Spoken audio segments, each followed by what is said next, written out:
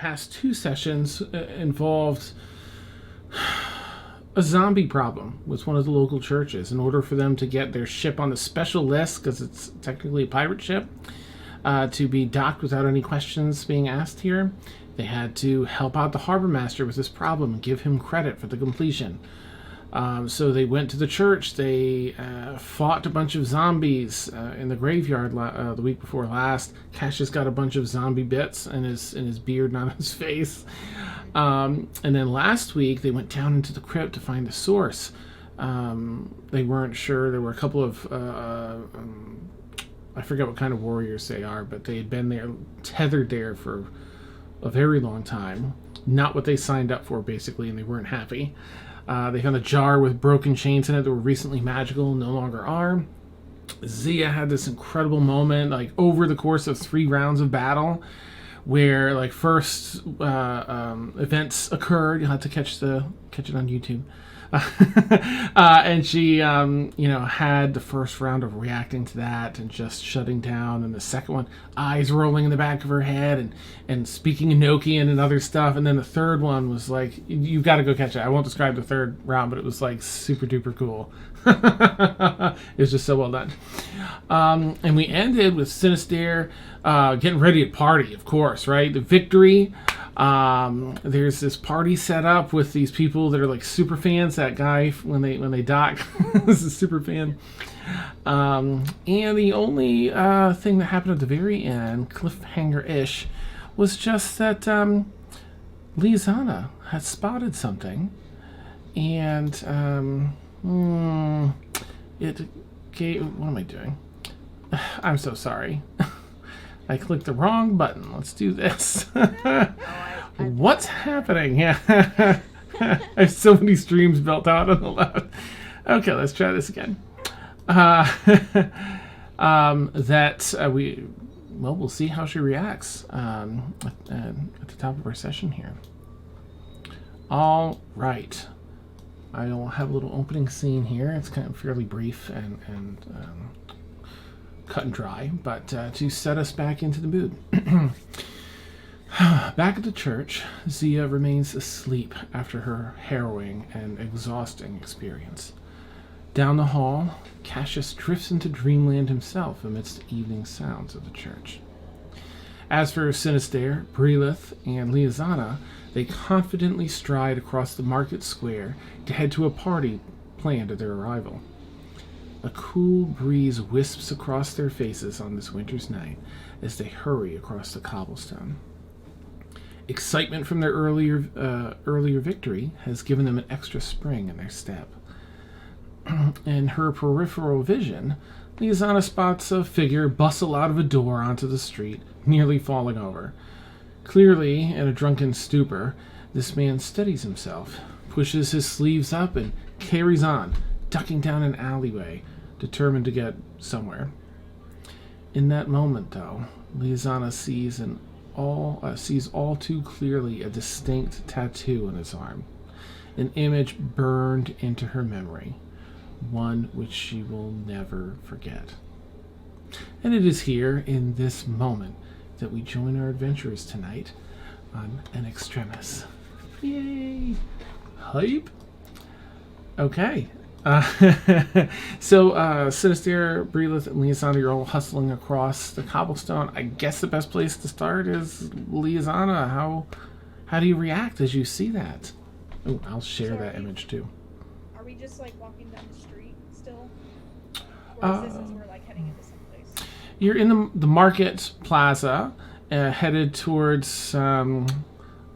some directions that Synestaire got from the guy. But there's a number of rows of streets down your right-hand side, down your left-hand side. It's down your right-hand side that one of the streets on the corner building. This guy stumbled out, going further down the street away from you and ducked down an alleyway. She's going to kind of as an aside to Synestaire and Lolth, like, hey guys, I'm gonna be a minute. I'll catch up with y'all later. What? Where are you going? No, wait. I forgot something. But I'll catch up with y'all later. I promise. What did you forget? Did you forget some cologne? I got some cologne or something. You'll be fine. Not cologne. I'll just be a minute. I'll be right back. Okay. Should we wait right here for you? No, y'all can go on to the party. I'll just be a minute. I don't like leaving you alone. I don't like leaving any one of us. Yeah, I'll be fine. these are unknown streets, Liazana. We don't know what could be happening out here. I know. I promise I'll be I do. fine. We'll Can stay I do right an here. inside check on her to see, because I that's kind of suspicious. Yeah, I guess that would be if you're being deceptive, Liazana, then it would be a deception check. If you're, if it's something, if there's any honesty in there, you could do persuasion. And Synestaire would be an insight check. Yep, go right ahead. Yeah. Ha! Non-natural 20. She definitely beat it. Oh, okay. Nice. So I rolled 12 for deception. You can tell she's being a little dodgy here. yeah. How about we go with you? If it's not that, they're waiting on me. Honestly, we can go with you. I really appreciate your kindness. It's something I want to do on my own. We can wait right here. Yeah. We'll just wait here for you. Okay, But that's fine. Careful. I will. I promise. Okay. All right. Okay. Just go. I don't trust that Relith. You don't trust what she was saying? Yeah, she's hiding something. Oh. But I don't want to jump in there. It could be something like innocent and possibly embarrassing. But at the same time, if she's wandering off in the streets, have you been here before? I haven't been here before. No, I haven't been here, and it doesn't.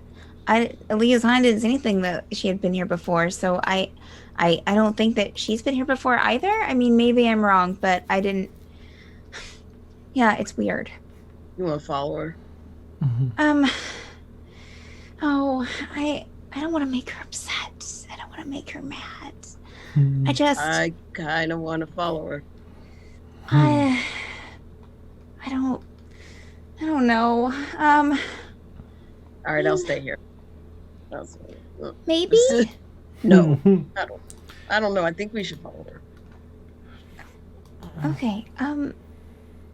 Sure. Let's follow her. Yeah. We can be sneaky, right? I'm very sneaky. Are you sneaky? Sure. Yeah. Okay. I'm very sneaky. All right. Okay. All right. Okay. She went that way, right? We're just gonna get up against the wall of the alley or whatever, and Okay. I want to follow her. Try to be quiet as possible. Okay. Make stealth checks, please, Breatheth and Synestaire. Liazana, are you going to keep an ear out for them at all, or are you just intent on following this person? I feel like she would be intent on following the person. Okay. What's your passive perception then? It should be in your. Oh no. Page. My passive perception is if I'm looking at it's the one that's next to senses, right? Yes. It's a 13. Okay. No. Oh no. I got a natural 1, so an 8. Oh, okay. Okay. I got an 11. Relith got an 11. Oh my gosh. Yeah, so you hear not only them walking behind you, Liazana, but you hear half the conversation. It just carried on the wind a little bit. I don't trust that. I think she's I don't trust any of that. I'll kind of pause, trying to picture the other guys still in my view, but kind of turn around. Why are you guys following me? Relith press up against the wall.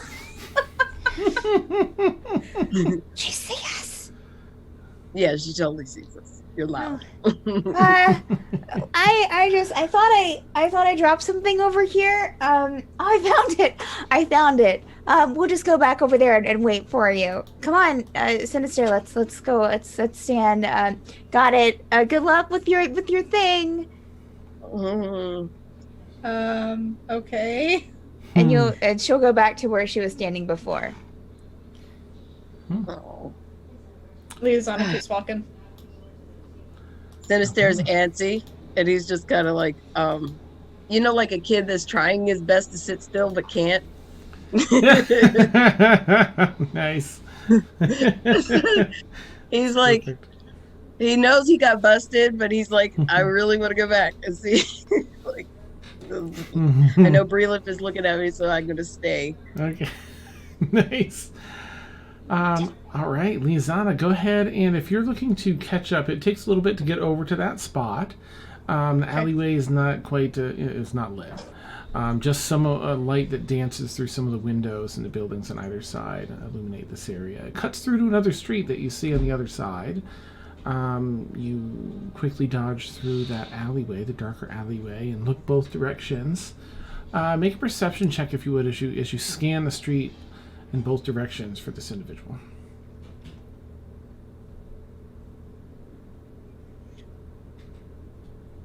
19. Okay. There aren't too many folks out on these streets here, the market square, this late at night.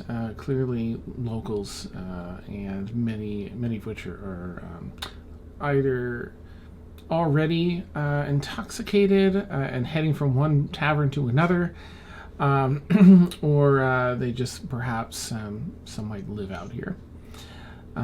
You do see amidst the people on the street that same individual heading, cutting down not another alleyway, but it looks almost like he's entering a building down at the end of the street to your right. I want to sneak in there after him. I don't want him to see me yet. Okay. Let's see. Let me get down to your... there we go. So sorry. Yeah, there they are. Okay. So you're following this this person in.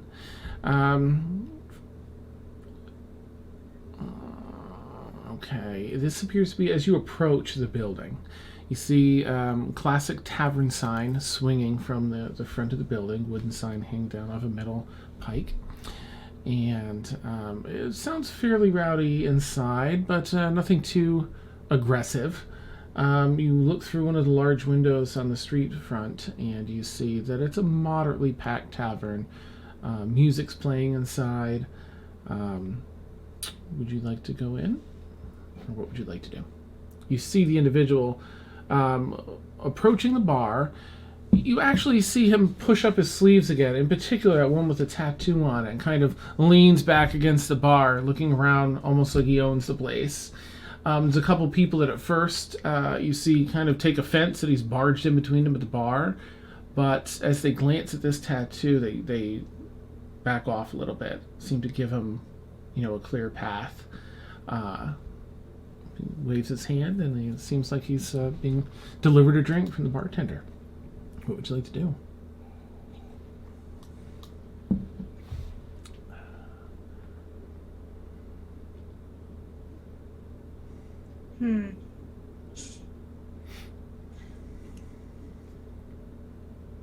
Could I see if maybe he's acting like he's noticed me? Yeah, make, I'm going to say an insight check for that. Oh, and just to give you a better description of this individual now that you've I've read through this one, to not be caught off guard again. You see, seems to be a half-elf, maybe mid to late 40s. He has very short, curled black hair, very dark-colored eyes, dark brown, maybe almost black. It's a little bit tough to tell from here. Has very smooth copper tones to his skin. A bit short for a half elf, stands about 4'9". It's a bit chonky, for lack of a better description. My word, not the generators. He has a square, typical face. That's much better than Diamond Hideous. Oh, I can't. Yep. You see some other tattoos on his other arm, and the same arm as that one. There's looks like writing, like a phrase, a quote, or something like that, perhaps. Okay. I rolled a 15 for insight. Yeah, he does not seem... He seems very caught up in himself, and does not seem to notice you. Is there an empty seat at the bar next to him? People Or have somewhere cleared near enough him? room where you can probably not comfortably sit down there, but you could insert yourself there if you wanted. There's a few open spots down a couple of stools on either side as well. Let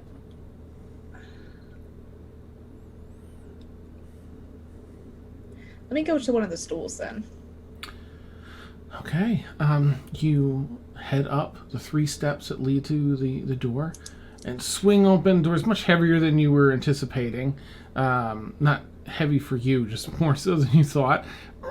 The door swings open. A few people look over and then go back to their drinks, and you walk across a number of very creaky floorboards over to an open stool 2 spots down. There are 2 individuals between you and this gentleman. And I'm actually going to jump around a little bit here as you settle into your stool.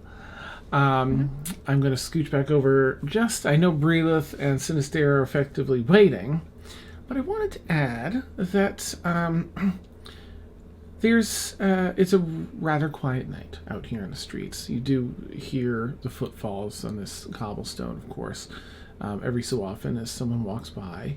There's some of those loud yells or small screams every so often, not of terror, but just of excitement in the night. Yeah. Woo! Kind of things from a block or 2 over. Brelith, you get a sneezing fit. Like 15 sneezes in a row. You're not sure how that came about, but yeah, that's fun. Let's see. Yeah, so I'll let you, if you want a moment or 2 to do anything with that. The 2 of you are sort of waiting patiently and waiting. And you burst into this sneezing fit. A person walks by, like... Oh. Synestaire is gonna, he's gonna, have his mage hand get a handkerchief and give it to Brelith. Thank you, Synestaire. Okay, man, you can hear it, right? The people are getting hyped. The party started, and she wants to run off down alleyways and make us stand here. I really want to play. I'm sure she'll just be just a few God. more minutes. All right, so Not sick. It's just allergies. And he keeps backing up and stuff. And, he's just getting upset. So he's like he's about to leave Brelith, but he's like torn at this point. But he doesn't know what to do. He either wants to go to the party and leave Liazana to her mess, but now Brelith is sneezing and nasty. So. Awesome. If the sneezing, wasn't distracting enough, you get this like high-pitched ringing in your ears, slowly building, and it turns into that ringing that kind of just tunes out entire frequency of hearing for like a half a minute before going away. Around the same time Brelith's sneezing finishes. As quickly as it came on Brelith, it's gone. That was a lot. Thank you. Do you want this back? No, you can keep that. I think something was casted over here. Someone was casting a sneezing spell? Yes, something like that. Oh, I didn't even know that was a thing. Yeah, it's a thing. It's a charm thing. I think somebody cast right here. I think we need to go. Let's go towards Liazana. Let's find her. Let's go over there. Mm-hmm. Oh, yeah, I don't want to leave I want to her. go to a party. I don't want to. Wait, so we're going towards Liazana, or we're going towards the party? Yes. Which one? Both. So we're going to get Liazana and then go to the party? Or go to the party and then get Liazana. No, I don't want to leave Liazana. Sorry, it's still there. Well, we need to leave here. Let's go. I mean, honestly, he ran off. I think it's suspicious. I don't trust that. You know, that's the captain of our ship, and I feel like she's, I wouldn't say being deceitful, just being less than honest. Oh, maybe, perhaps. So you think that we should go after her? And go to the party. After we find Liazana? I think we're going to the same spot. I don't think so. Because the party's everywhere I go. Everywhere I go, there's a party. Oh, So.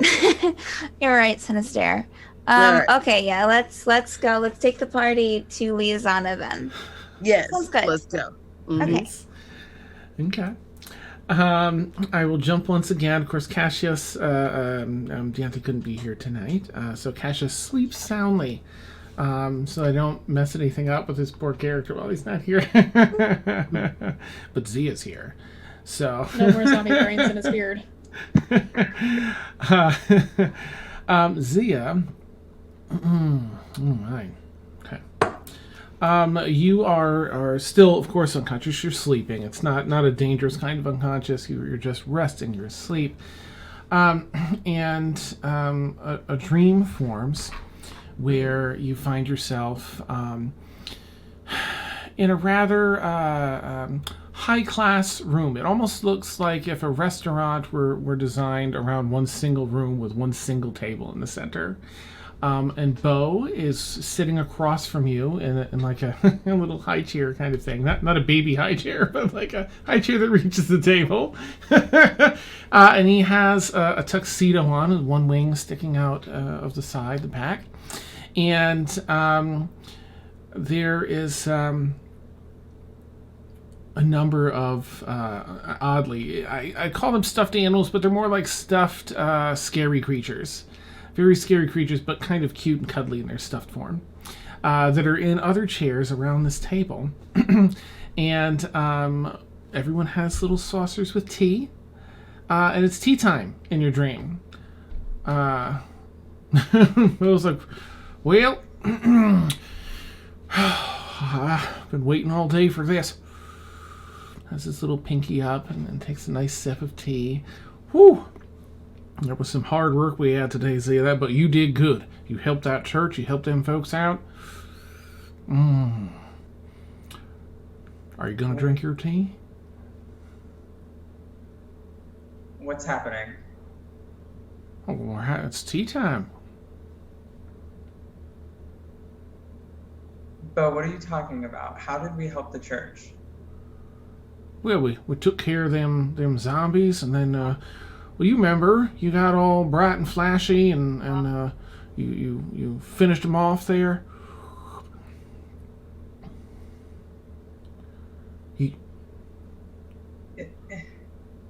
Okay, at this point, I guess she looks down at the tea and is obviously extremely uncomfortable at this relatively Twin Peaks / Alice in Wonderland craziness that's happening right now.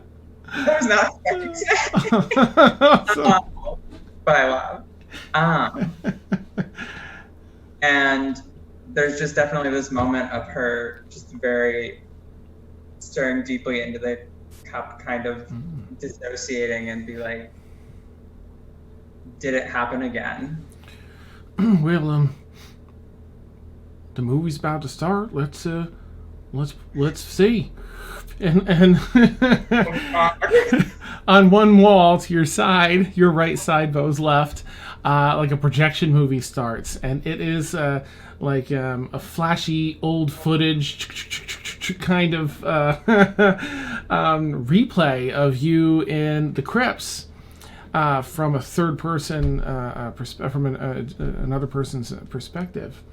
And it goes through that whole set of events, the battle taking place, and then the Enochian, and then finally where you just you have the huge wings, have the light shining out of your eyes, and just taking one step, another step, and with each one, the last spirit there just gets blasted back a little further, bits and pieces flying off or into nothing.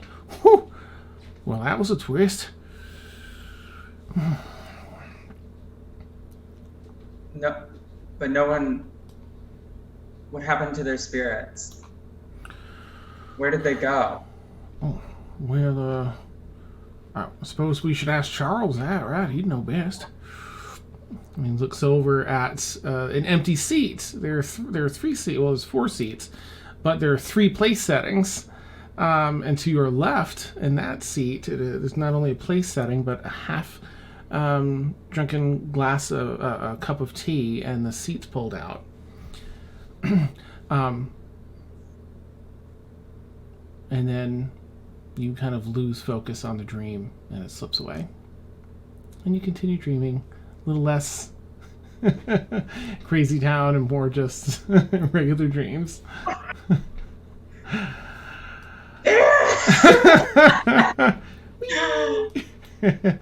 This is what happens when I have time to prepare. Sorry. Oh, neat. That was amazing. Awesome. I'm both terrified and extremely intrigued. Perfect. Okay. And Zia will remember this when she wakes up. Yeah, there may be a roll. Actually, Okay. yeah, go ahead and make a, oh gosh, I don't even know what that would be. I guess a wisdom save? We'll do a saving throw in case you have a bonus to it. Wisdom saving throw with advantage. Because it was kind of an easy one. Jarring enough to remember. Okay. Fingers crossed here, because my wisdom is okay. Alright, we got okay. I rolled it, but it's not loading for some reason. That's so weird. Oh, there it goes. Ooh, 17. Yeah, you're going to remember most of that. You'll remember the replay. You'll remember the tea and the stuffed scary monsters. And you'll remember that there was someone else at the table. And that Bo referenced Charles. Fun. All right, with that, as Zia drifts back into more comfortable dreams, dreamscape, Liazana will jump back over to you. Now, Synestaire and Breathless, you're just now heading over, so it'll be maybe a couple minutes, 2 minutes max, and then you'll arrive. But for the time being, it's still Liazana. You've sat down. You've heard a couple of people reference this person as Galibray. And they seem to be offering, treating him with deference and maybe a little fear. You said Galibray? Galibray, yes. Basically, so it's Galebre.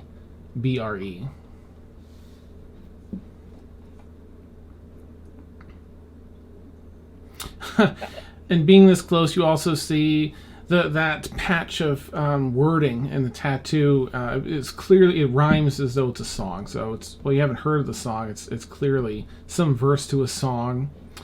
Yeah, that's what else you've spotted since sitting down. Okay. I'm still keeping an ear out, but I'm gonna just kind of motion to the bartender for a drink. Okay, she comes over and, right, what can I get ya? You looking for Just an ale? ale, please. Certainly, all right. She pours you a nice frothy ale, sets it down in a big tankard. That'll be 3 copper. Okay. Here you go. Thank you very much. I'll actually hand her gold and say, keep the change. Right? You need me? You call, all right? Okay. She hustles back, but she'll be at your beck and call here, as long as you're here. Okay, so you hear again. It's just this Galbraith boasting and talking about himself over the next minute or so. Is there anything you want to do in that next couple of minutes, just so I can time it with Synestaire and Breelith? Not anything in particular. Okay. She's just listening out. All right, you're listening in, and it just everything that's happening is reaffirming that people seem to be treating him with some deference and a little bit of fear, and buying him drinks, things like that. What worth this particular individual has to warrant such things, you are unsure. There's nothing obvious. A couple minutes pass by, and so outside, Synestaire and Breelith, you, oh gosh, would you know where? Right. Make a perception check, Synestaire and Breelith, if you would. You saw the alleyway she went down. This is sort of to tell, as you're looking down the street, left and right, what's going on up and down the streets, if there's anything area they may have gone. Ooh, nice. So that was perception. Perception, please. I forgot to get my dice. That's 13 total. Okay, I think that between the two of you, with the 15 and the 13, the other side of the end of the street seems to be dead. This side, yeah, you see a lot of shadows dancing across the street from all the light and hubbub inside the bar through that street window. So you head down there. As you peer in, you see sitting at the bar, Liazana. Are you drinking the ale, Liazana, or you ordered it to have there? I'll be taking like sips here and there, but not like guzzling it. Nice. All right, and that's what you two see. Do you want? What do you want to do? Before I was going to say Kaylin. Before Breelith goes in, oh God, before Breelith goes in, she's going to cast Disguise Self on herself. Oh, okay. Synestaire, wait a minute. I can do this to you too, and she'll cast it, and we'll just she can make herself appear 1 foot shorter, which she will. Okay. And just kind of change her clothing to something less colorful, more bland, with like a cloak with a hood on. All right. Okay. Did you need this as well? Oh yeah. Okay. I think I'll try. And I'm gonna turn. I'm sorry. She also added a fake mustache. I say fake because it doesn't say I can change like facial hair or like the makeup of my inside. So like so it'll be a fake mustache. So what do you want to look like? I can only change clothes and your height if you want to be taller or shorter a foot. Don't worry about my height. Just change me out of this less awesome stuff. Make me look a little more poor. Okay, so she does Disguise Self and changes your outfit to make it look. Cover my face. Oh, you want a hood? I want a hood. Yeah. Okay. All right. She'll make a hood on it as well. Okay. How do you think? I think I could do this. And then you could see he hunches over to make it look like he's like got a hunch and he walks, Do you need a mustache? I can get you a mustache. No, I don't want a mustache. Okay. No facial. It's just fake. It's not real. I know it's terrible. All right. It's okay. bushy. It's straggly. It's got hair missing in parts. This will last for an hour. Oh, okay. Let's go. Okay. All right. I'm Reginald, by the way.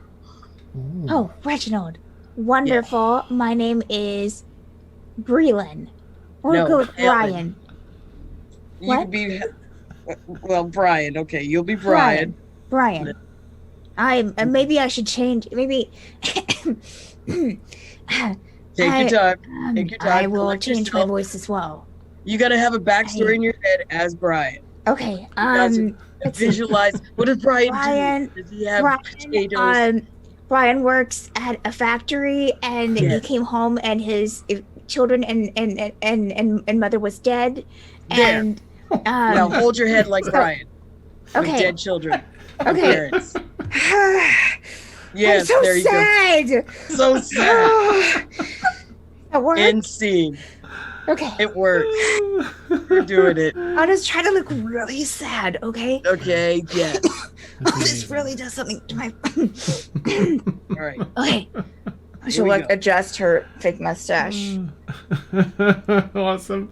Here. I'll try and smooth it out best I can. There. Two of you open Right. the door and, Thanks.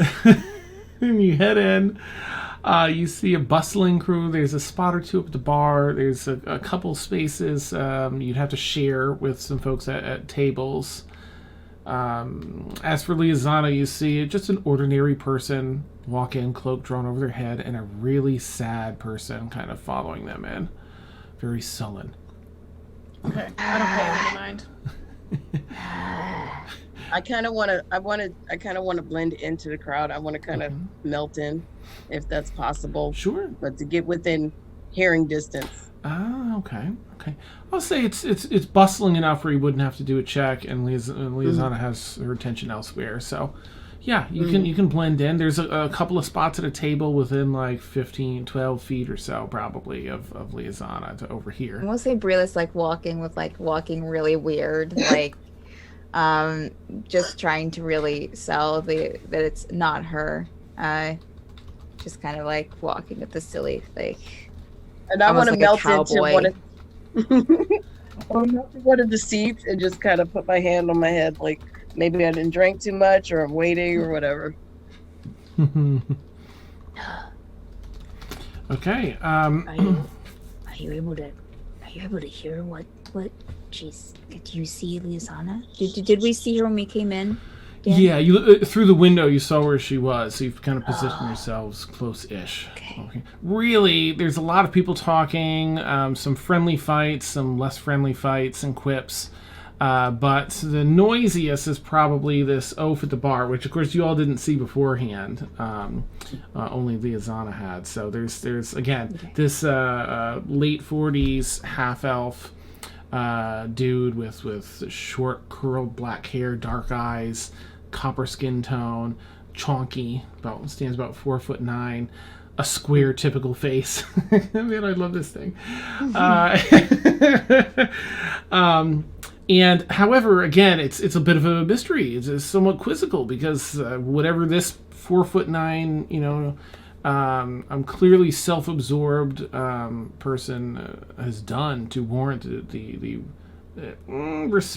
loose respect from people around him, and a little bit of fear. You're not sure, but he seems to be making himself the center of attention. All right. So I'm gonna kind of get in a little closer. And how long have I attuned? I mean, have I had enough time to attune to the medallion? Mm-hmm. Okay. So I want to probe the thoughts, not of Liazana, but the elf that you're talking, the half elf that you're talking about. Okay. And at this, I mean, I'm going to take, well, it's about a minute, but I can at first hear like surface. Yes. Okay. Awesome. Okay. So I'm just going to, have my head, I'm just sitting at a table, hopefully in the booth, out of, and just like probing the thoughts of that person. Okay.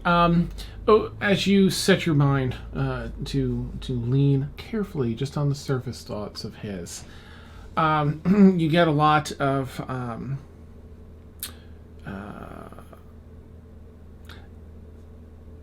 sort of a tainted joy, thinking how joy and that he's the center of attention.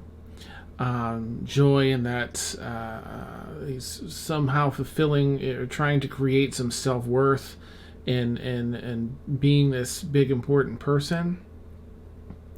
But you also get a hint of nervousness, like he's hiding something, and nervous someone's gonna know.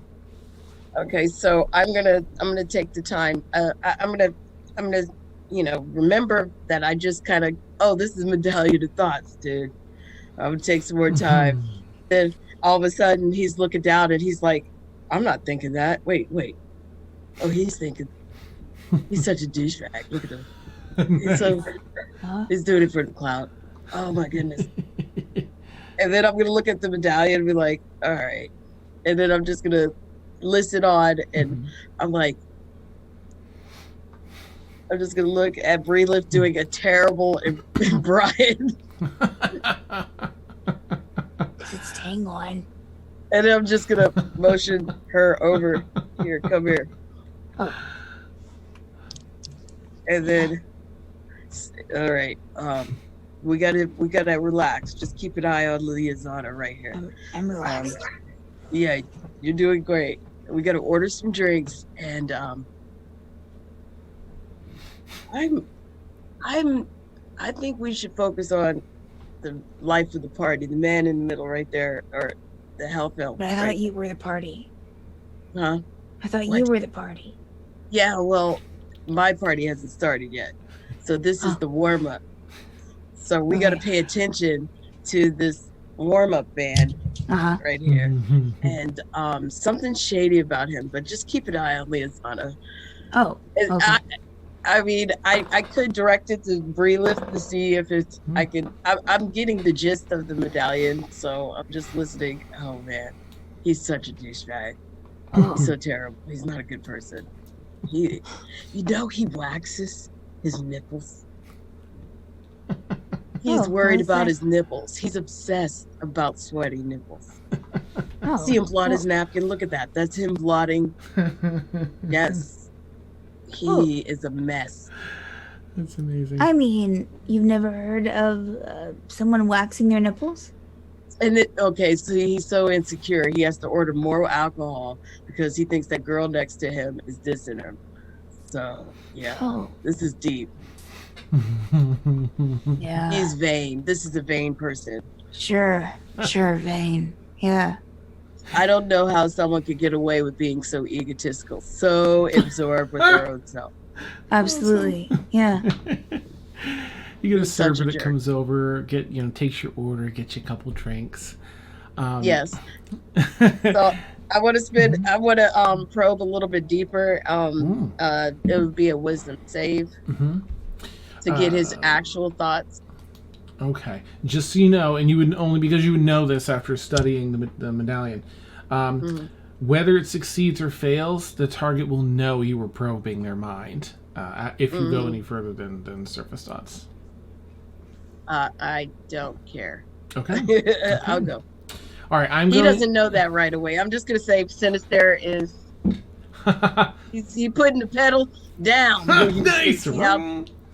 I want to see what the limitations of this magical item is. Nice. Okay, I'm going to time that. It's going to not happen immediately. I'm going to just back up a little bit in Liazana's experience with him, and then we'll intersect that here shortly. Okay, so Liazana, this guy, blah, blah, blah, blah, blah, blah, blah, right? He's talking up. At one point, he's been leaning back on the bar, facing, his audience, basically. At one point, he turns to order a drink, leans on both forearms in the bar, and looks back and forth and catches sight of you. You. Yes. I don't see you down here often. You new to town or just new to the bar?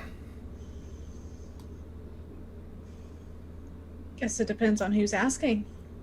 Of course, he clearly takes this as an invitation because he's a dirtbag. And he pushes a couple people between the two of you out of the way. Move. And he calls Synestaire it. goes, Synastaire's like, yeah, you're still, because it's back a little, you're still reading his surface thoughts. And you're like, No, dude. So, he's just a dirtbag. I'm sorry. I have such a hard time playing total dirtbags. He just kind of looks you up and down and looks at your drink. Let me get you harder. Okay. Let me get you something harder. Because he's a dirtbag. Calls his bartender. Get her. I don't know. Something stronger than this. And she kind of looks over to you, Liazana. She's not going to get you anything you don't want. Like, As long as you make it. And she does. She makes it there, sets it down for you, sets one down for him. And it seems to be a reddish-orange drink where the colors sort of mix and match. They float around one another in the drink, letting off a little bit of like a dry ice vapor off the top. But it's in a shot glass. She's gonna take a sip of it, kind of see if she likes it. It has some citrus flavors in it. You don't taste the alcohol in it, but the bartender warns you it's strong. He takes it, slams it back. So, well, Galibre's a name. That's who's asking. Sort of important around here, and you see him kind of push up that sleeve, revealing that that tattoo that looks like a bluish sort of. It's a little more reddish than the image here, but it's like a bloody handprint almost with that eyeball, open eyeball in the center. He leans that arm towards you. Is that your group? So you know the Spectors.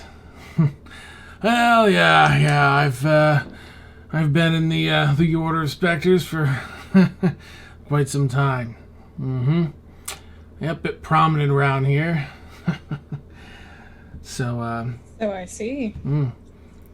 if you're looking for anything, I'm gross. He looks you up and down again. I'm your man. Oh, God. I know. Man. I've had enough. You also hear him worrying about his overly large nipples and sort of standing like a little self-conscious, like, oh, is she going to see that? What's she going to think? I've shaved him, haven't I? You know, all the stuff that you had read earlier, but plus that fun tidbit. Jeez. So Brian, he's disgusting. yeah. Okay, I think I feel dirty right now. Just wait, you're about to go even deeper. This guy's sign in a minute. Okay, here we go. But he just leaves that open for you, Liazana. Do you in need of anything?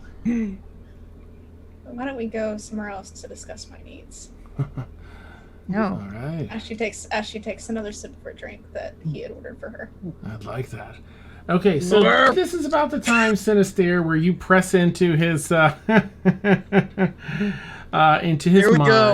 Let me just double check to make sure you get. He has to make a wisdom saving throw.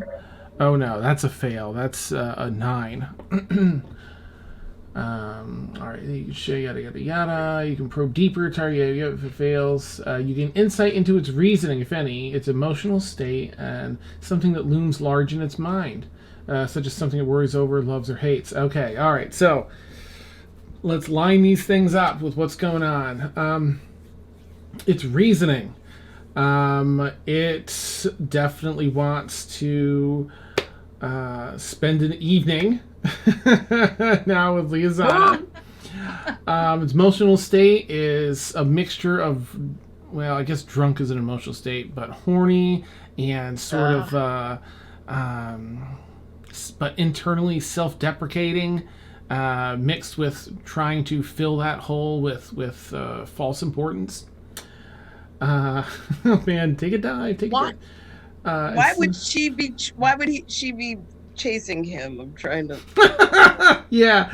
And the only thing that's looming large in his mind is that whole nipple thing. Okay. Currently. Does he know Liazana? You don't sense anything along the lines of him actually recognizing Liazana. So she saw the tattoo and had to follow something, I guess. All right, so I'm gonna go and just kind of. Where are you going? I'm Where gonna did Liazana go? He looks over right at the there. two of you. and then I'm just gonna pick up a drink and just go over to him and just like fall and fill my drink right on him. I'm. Oh my Excuse gosh. me. And then I'm just gonna look at Liazana and try to flash my ring or something like, it's me, Synestaire. You are gonna have to pay for this shirt. Okay, let's see. I'm sorry about messing up your shirt. Can you take potato scraps as payment? Or maybe I could do some. I don't know what poor people use for monetary Gold. things. Gold. Or you can pay in blood. He looks Oh, over you're at a gonna couple of the fight other me people for- at the bar. You're gonna fight me over spilling something on your shirt? Do you have any idea who I am? Or maybe you do. Poking around in my mind. I have no idea who you are, but you seem gross. Oh, I my think gosh, that- don't I have a think better thing up. I don't think I'm just trying to make him, pull on the things that he's embarrassed about without actually saying it, so he can be kind of triggered. Nice, nice. All right, let me think. He's nodded to a couple people in the bar, and I think that let me do a roll. I think he's more interested in not ruining this groove with Liazana than he is with dealing with you. So I think for him, No, I'm gonna be annoying. I'm like, what you gonna do, bro? Three people that he's nodded to come over and they try and grapple you. Oh, okay. I would like to slip out of it, if I can. Yeah, you can contest it. The first one comes up, so you can roll either an athletics or an acrobatics check to contest their athletics. That was not good.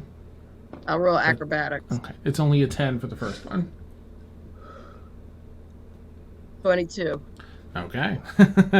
That one you kind of slip out and just give a oof, and ooh, leans back up against the bar. Next one gets a little angry. Ooh, yikes. Okay. I'm trying to outcool him. I'm trying to make him look like a sucker. Nice. So I can steal his entourage. Awesome. The first one, you do a really cool sleek move and give a knob to the elbow, to the rib. Yes. The next one is looks at that and goes over and tries to grapple you. Good, make another athletics or acrobatics check. This one's a 22 to beat.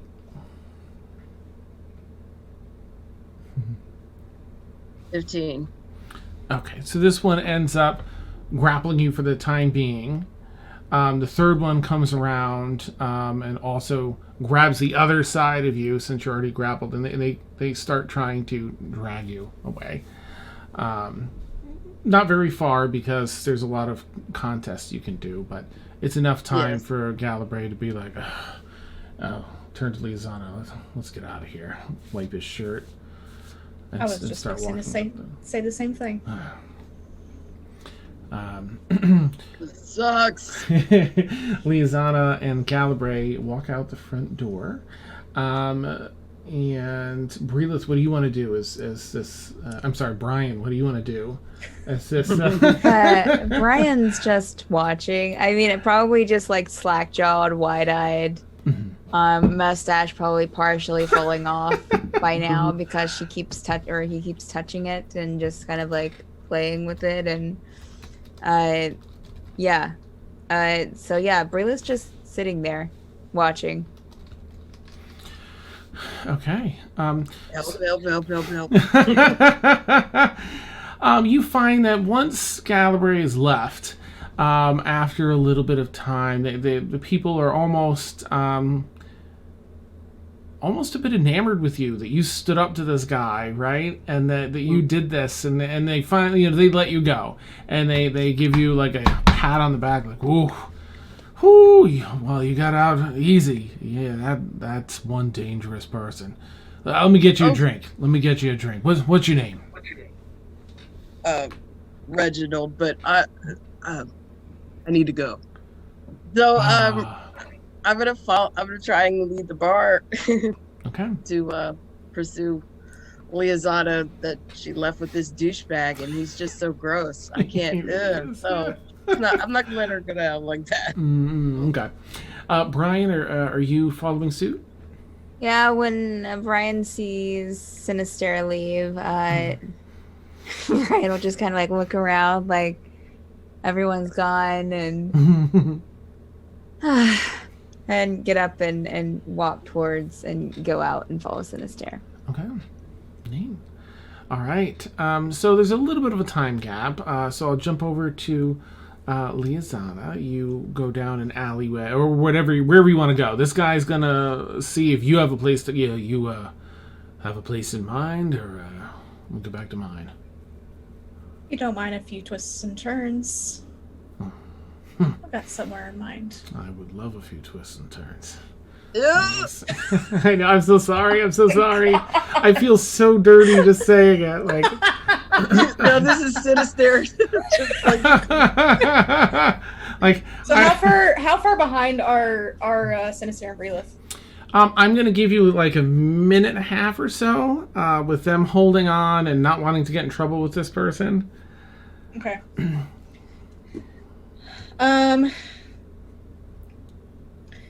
I want to take like some back alleys, try to get somewhere a little bit more secluded. Okay. You go down a couple alleyways into a much more cramped alleyway section of this market square. You're not in the nicer, more open areas. It's getting a little darker, a little more, back alley kind of thing. Are there any people around? No, you've kept a careful eye out and found a spot that doesn't have, that has some obstructions in the alleyway that you had to duck around, and you don't hear or see any people nearby. Okay. What I would like to do is sort of like all of a sudden, grab him and pin him against the wall, pull my short sword out, and just stick it right into his neck. Do you know who I am? Oh, well, no, but I'm loving this. Doesn't get He's that a freak. he's so wrong. Oh my gosh. Am I still wanna die hearing tonight? surface thoughts too? Oh, shit, are you serious? Hey, and he struggles a little bit, but is pinned by you now. No, what, you know who I am, don't you? Of course I know who you are. Or at least I know which group you're with. Then you should know what's coming for you if you hurt me. You should know what's coming for all of you. I will take y'all down myself.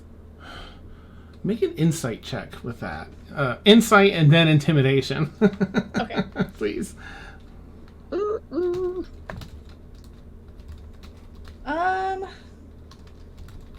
Hold on, I'm looking at the wrong one. Okay.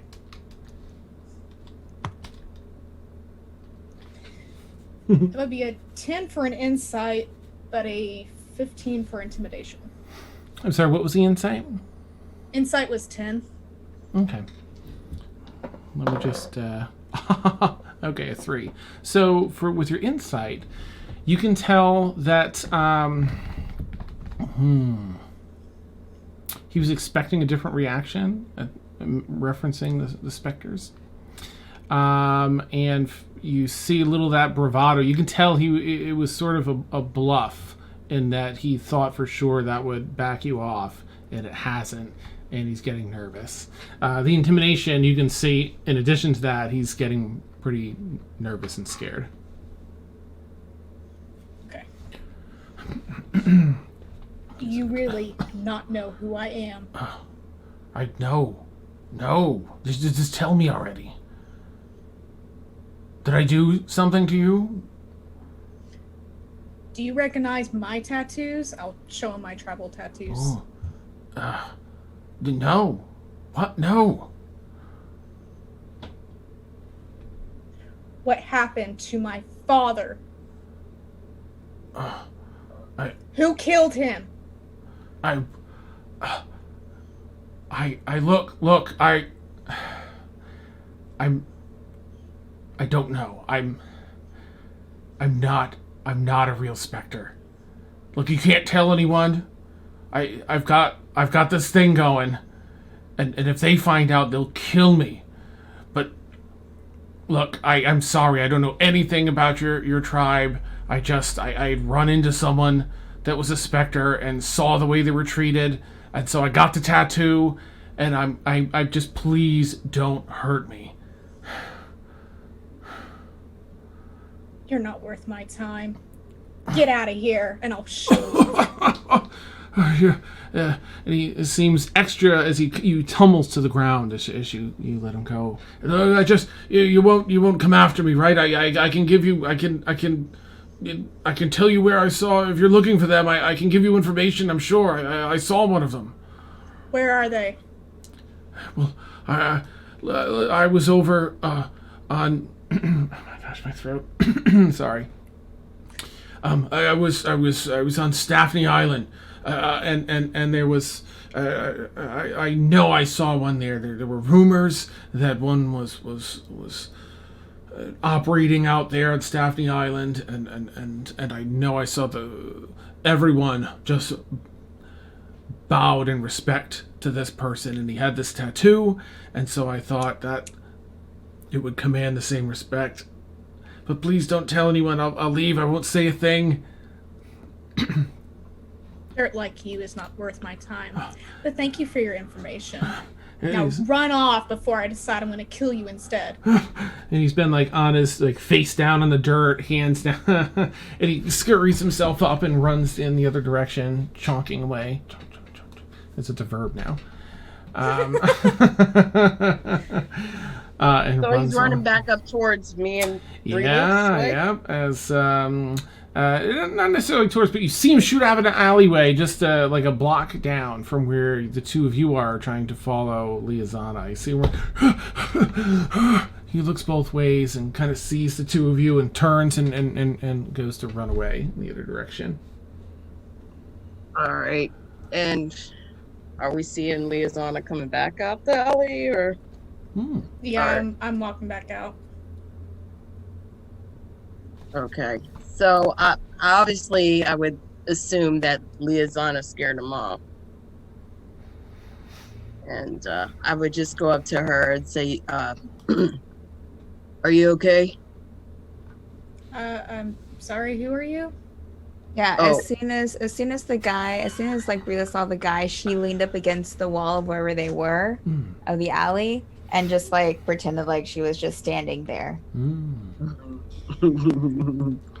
It's me, Liazana, Synestaire. I'm just in disguise. Why were y'all following me? Well, remember I found this medallion of thoughts, and we looked it over, and I got this cool water jug thing. I could hear his nasty ass thoughts, and he was just gross. His intentions with you he was just a clout chaser. And I just knew you was leave it alone with him. I just didn't want anything bad to happen to you, because he was gross. I feel dirty on the inside. I don't. There's a stench that I can't wash off on my heart. It was gross, and I just wanted to make sure you were okay. And you just went off, but you're fine. I see you could take care of yourself, but it's not the best thing to do. Well, I appreciate your concern. I'm not gonna really get over the fact that y'all followed me. Oh well, But that's you'll be all right. I live with unsettling. isn't there people. a party that we're supposed to go to? I really thought enjoy so. a party right now. I thought so, but you ran off with mysterious dudes in the alley that now you're threatening. So that just seems weird, and you could be mad at me following you out of safety and concern, which are nothing to be mad at. But I won't be mad at that you just kind of lied to me about your intentions. But yeah, let's go to a party. Works for me. Mm-hmm. Okay.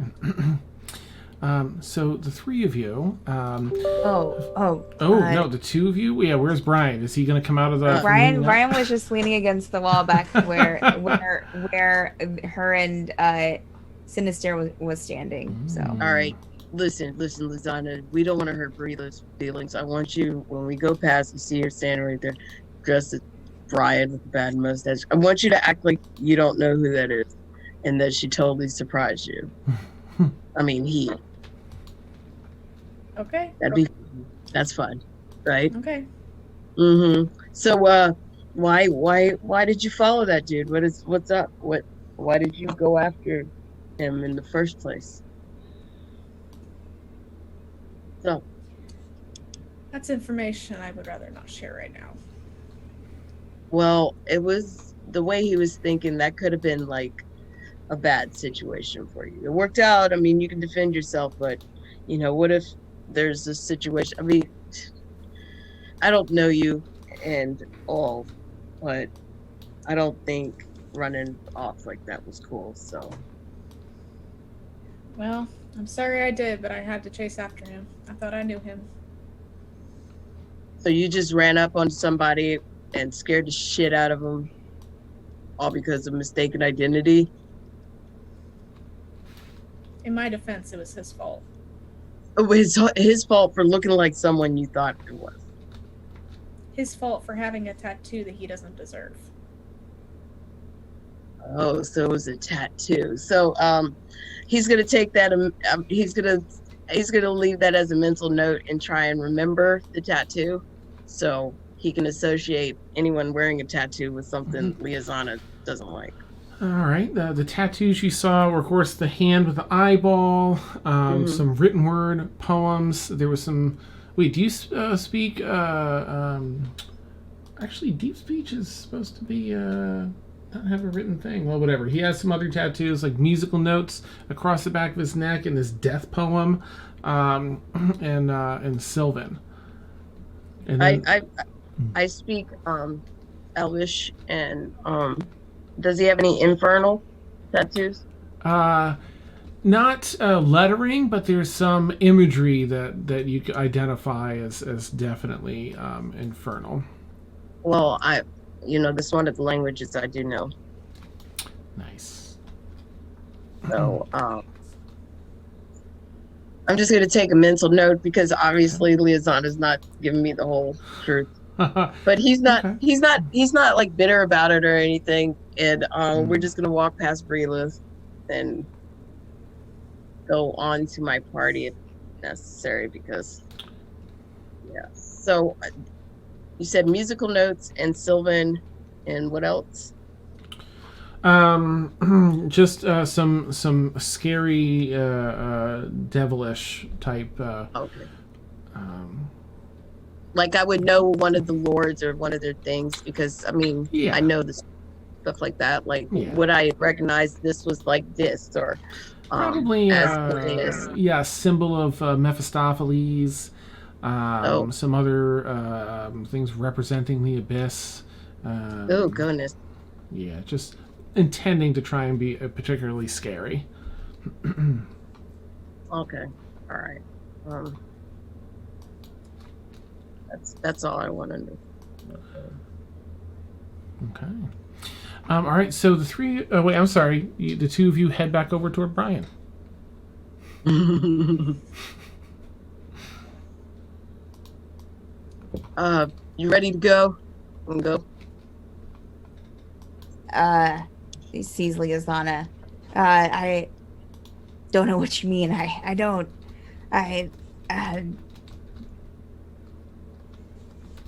Just Brian. That's my name. I love your level of commitment, Brian. Are we gonna go to my party or what? You can drop this. Nice. Brian, this is sure? Liazana. Are you sure? Liazana, this is Brian. Everything's good. And she'll drop the disguise self and take, Oh, well, hi, Breelith. Oh, hi. Amazing. Sorry. Yeah, I'm just glad not to be so sad anymore. That was rough. That was a lot. That was a lot to process. Be sad. My mother and my children died. Wait, Well, I mean, what? Brian's mother and children died. That was the story. So I was trying to, really, really get into it and really feel the character. So I just kept thinking about it over and over and over again about dead children and a dead, just dead people all over the place. Full immersion. Yeah. So that was how I was trying to really, be Brian, Okay. I think it worked. I think we did good. Okay. You did. Yeah. Are you okay? Yeah, I'm fine. Okay. All right. Let's go. Okay. And then I'm just gonna look at Breelith while we're walking this way, she's not. And then I'm just gonna walk up to Breelith do you know in your travels anything associated with a group of individuals with the symbol of a hand with an eyeball in the middle? For what it's worth, you might not know which tattoo, because she just said tattoo, and there's a boatload of images on the... You might have to ask them about all of them. Couldn't I see it on him in the bar? You could, but it's amongst a bunch of others. Yeah. Mm-hmm. But the surface thoughts wouldn't tell me it was that symbol he's thinking. Yeah. No? He said he was with the Spectors or something. Do you know anything about that? Well, I think that we're walking through Liazana right now. I don't think that we should probably, we can talk about it later. Synestaire, where are we going? Right. We're supposed to be going to meet my man, and I don't remember what he said, or do I remember what he said? Oh gosh, for the party, I'm gonna say you'll all be able to find your way over. I don't know if he even said his name, but it's just to keep things cruising along, I'll say you have an epic party. You find that individual. He not only invited those close friends that he mentioned or that you asked him to invite, but their friends, their friends' friends. And so you have a whole concert-worthy crew waiting to meet you and rock. You do. I'm gonna say you have you're all able to have however late you want to stay up, as it's a little bit late now, maybe 11 or 11:30. You're able to stay up as late as you like. The drinks flow, laughs and rocking out ensue as well, until finally at one point when you're all feeling ready. I'm going to take a wild guess and just say that Breelith probably blacked out around 1 a.m. Nice. Awesome. All right, so you help wake up and collect Breelith. The three of you partied out, relieving all the stress of all this stuff. Good luck carrying her. Yeah, I know. Dr. Tips. Some of your fans, you're like, hey, can you help carry this one? Yeah. You head back to the church, I imagine, for your rest. Of course, as you're heading back, annoyingly, there's naturally someone peeing in the street there as you're walking by. And with that, we'll take our bio break. All the time. Nice. Yes. Oh, good time. So for anyone who doesn't know, we take about a 10-minute bio break. I'm going to get some fresh coffee, and then we will return. All right, catch y'all soon. Bye. Precious, precious coffee. Oh, my sweet legs. Oh, my gosh.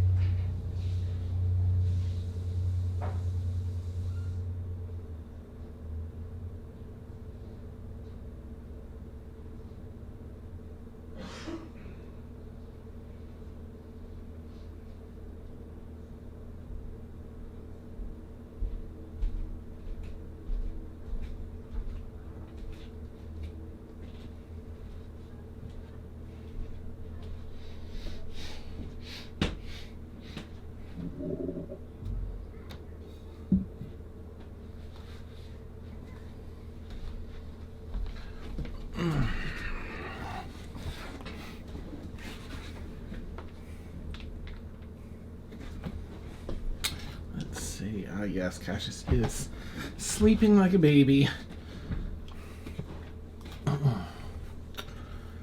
Oh my goodness. Alright, precious coffee.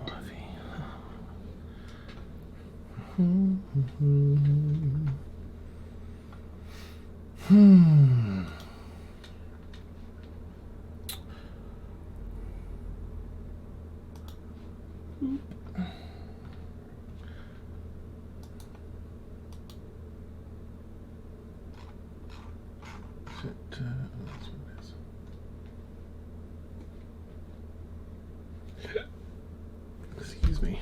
Hiccups. Alright. Ooh, excellent.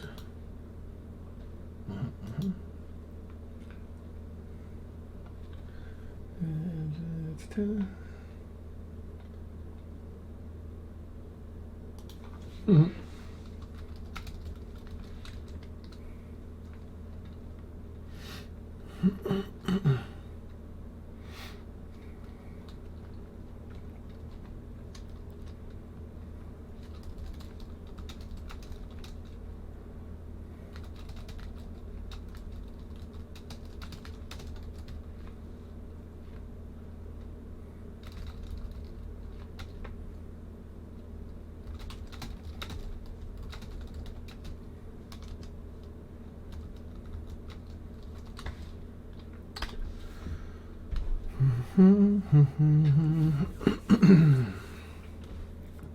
Rebel Tasha, how's it going?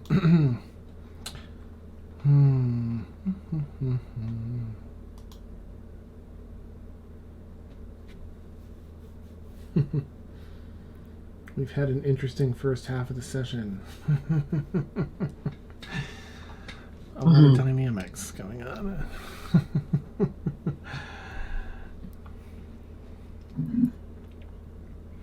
See what else I got. Tasha,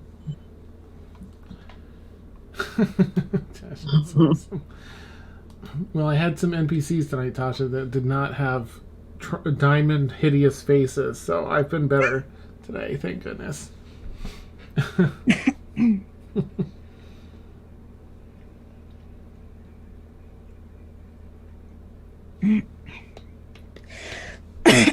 Excuse me. You're excused, Brian. I'm just kidding.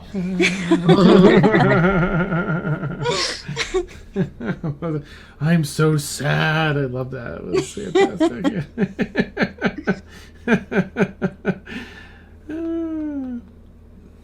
We are doing so well. Kill it. Protecting Liazana. Oh, yeah. Doing the best job. Awesome.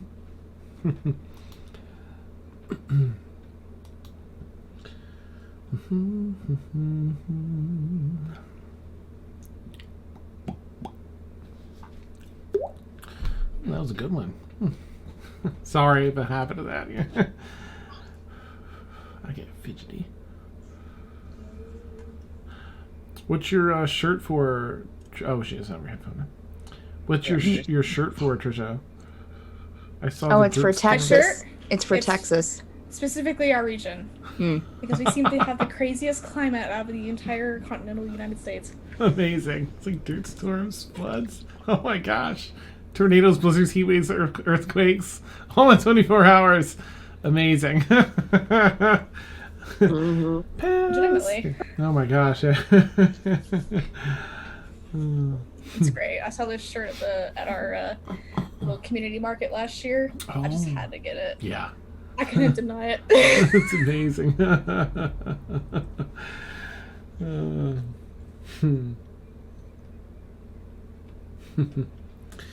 All right. Well, I suppose that's all of us, right? Yeah, because Deontay's isn't here tonight. All right. Well, let me put our tweet in, as I forgot to do that earlier.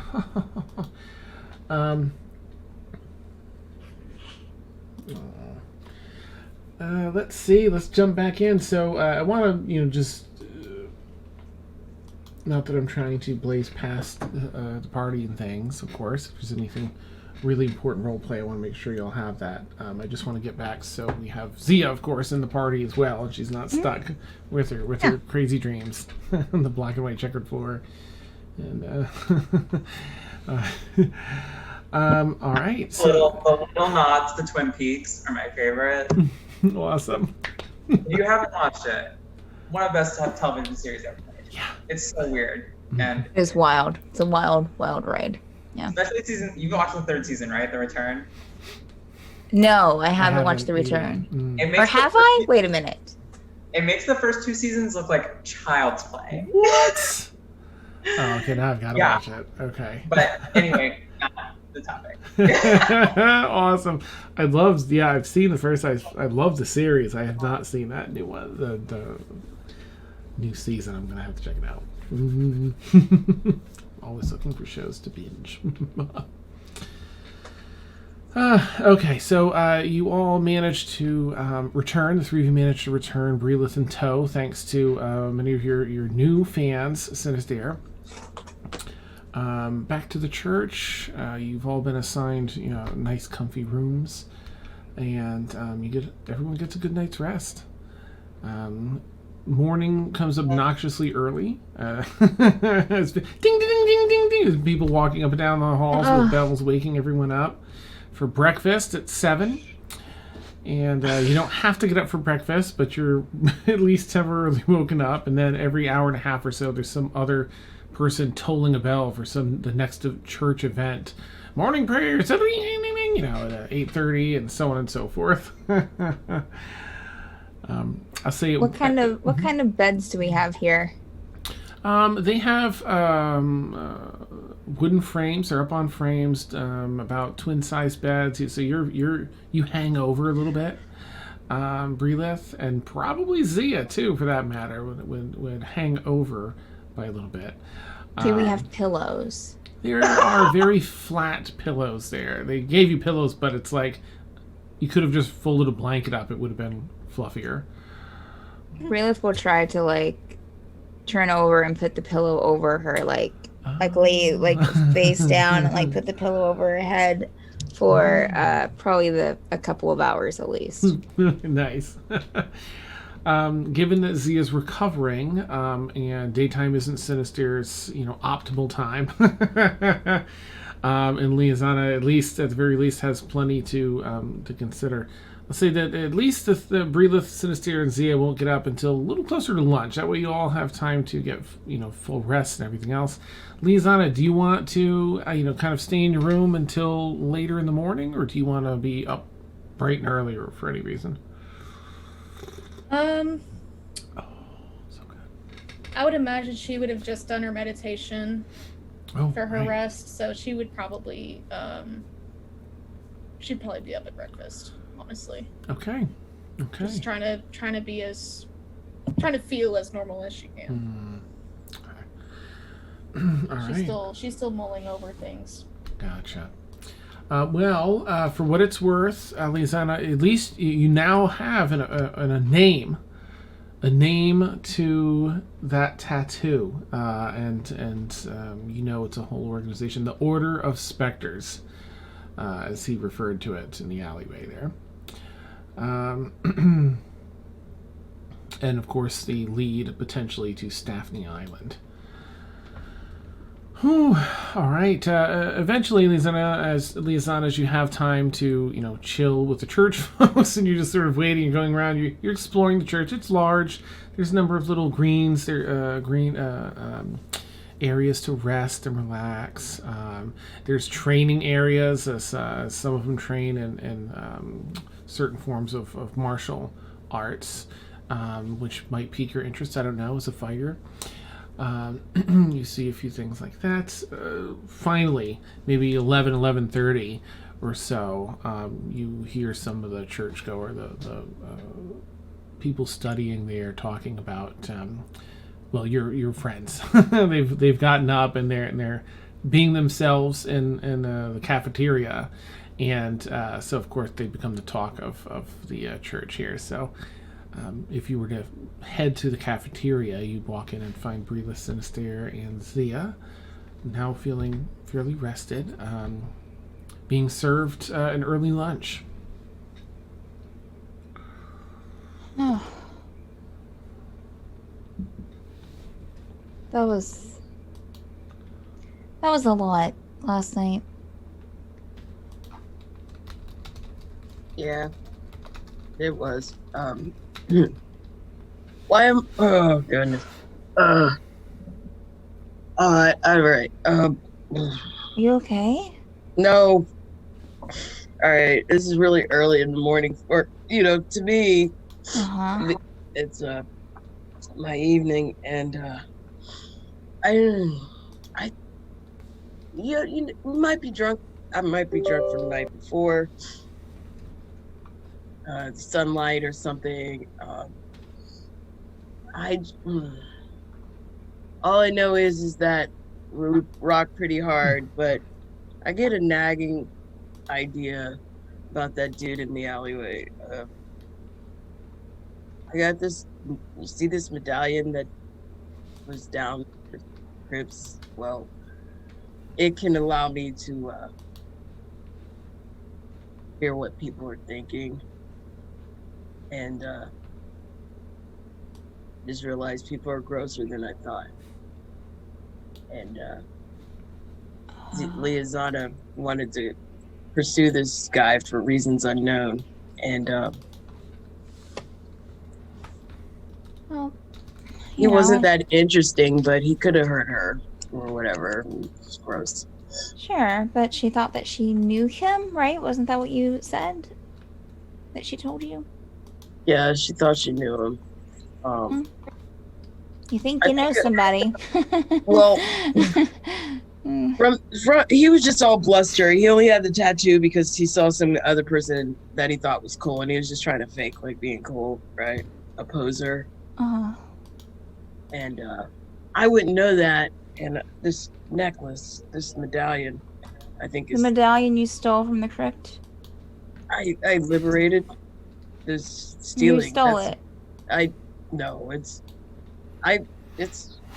It was lost, and I found it. It belonged to someone. They were buried with it. Yeah, that was for them to take into the afterlife. Well, they forgot it, so I found it. Maybe they haven't moved on yet. What do you mean? Well, just because you die doesn't mean that you automatically go where you're supposed to go. Things happen. Like, they were there. We talked to them. That probably belonged to one of the people, to the one of them that we, like, maybe the one that we talked to, or maybe, well, I guess he moved on, I would hope, or they did, but maybe it was the other one, or maybe it was another one there that's just stuck there in the crypt, and what? I think they gave it to me, and I liberated it. I found it, and they was like, good, you won. Here's your prize. And no, that's not how it works. I mean, you saw how everything was messed up just because that one vase was in there. Like, think about what's going to happen once they find out that their stuff's gone. Oh, they're coming back for it? I thought you said they move on. Well, no, I mean, they can, maybe they've moved on and they're going to send someone back for their stuff. I don't know how it works. I haven't died. Okay. I don't think they care about their stuff. But this thing is actually helpful. It's really helpful, considering that person. I mean, she easily could take care of herself, right? But that person didn't have the best intentions, and at the least we could have did was make sure she was okay, and she was. So right. I'm just worried that if you continue using the medallion, it might. I don't know, you might get an angry spirit after you.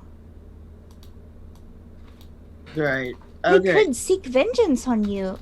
That would be awesome. I mean, come on now. I mean, the best stories and the best songs have like something, no one writes about the person that's having a good life and they're just coasting through life. It's always like, you got to have some sort of struggle. I think. Yeah, like Brian. Yeah, Brian. Yeah, he's the beginning of Brian. And wait, like 10 years from now, what's Brian thinking? What is he like? Does he have a new wife? Did he kill all the ones that killed his wife and Oh mother? no, that's a really good story. Maybe I should Yes. write it down in my journal and try to No. plan out things so that way when I use him again, I can have more. Oh, sorry, I can have more backstory. I can have more, more to go off of when I'm Brian. Is Z at the table, by the way? Yes. Okay, May I make so a suggestion yes, regarding the medallion? yes.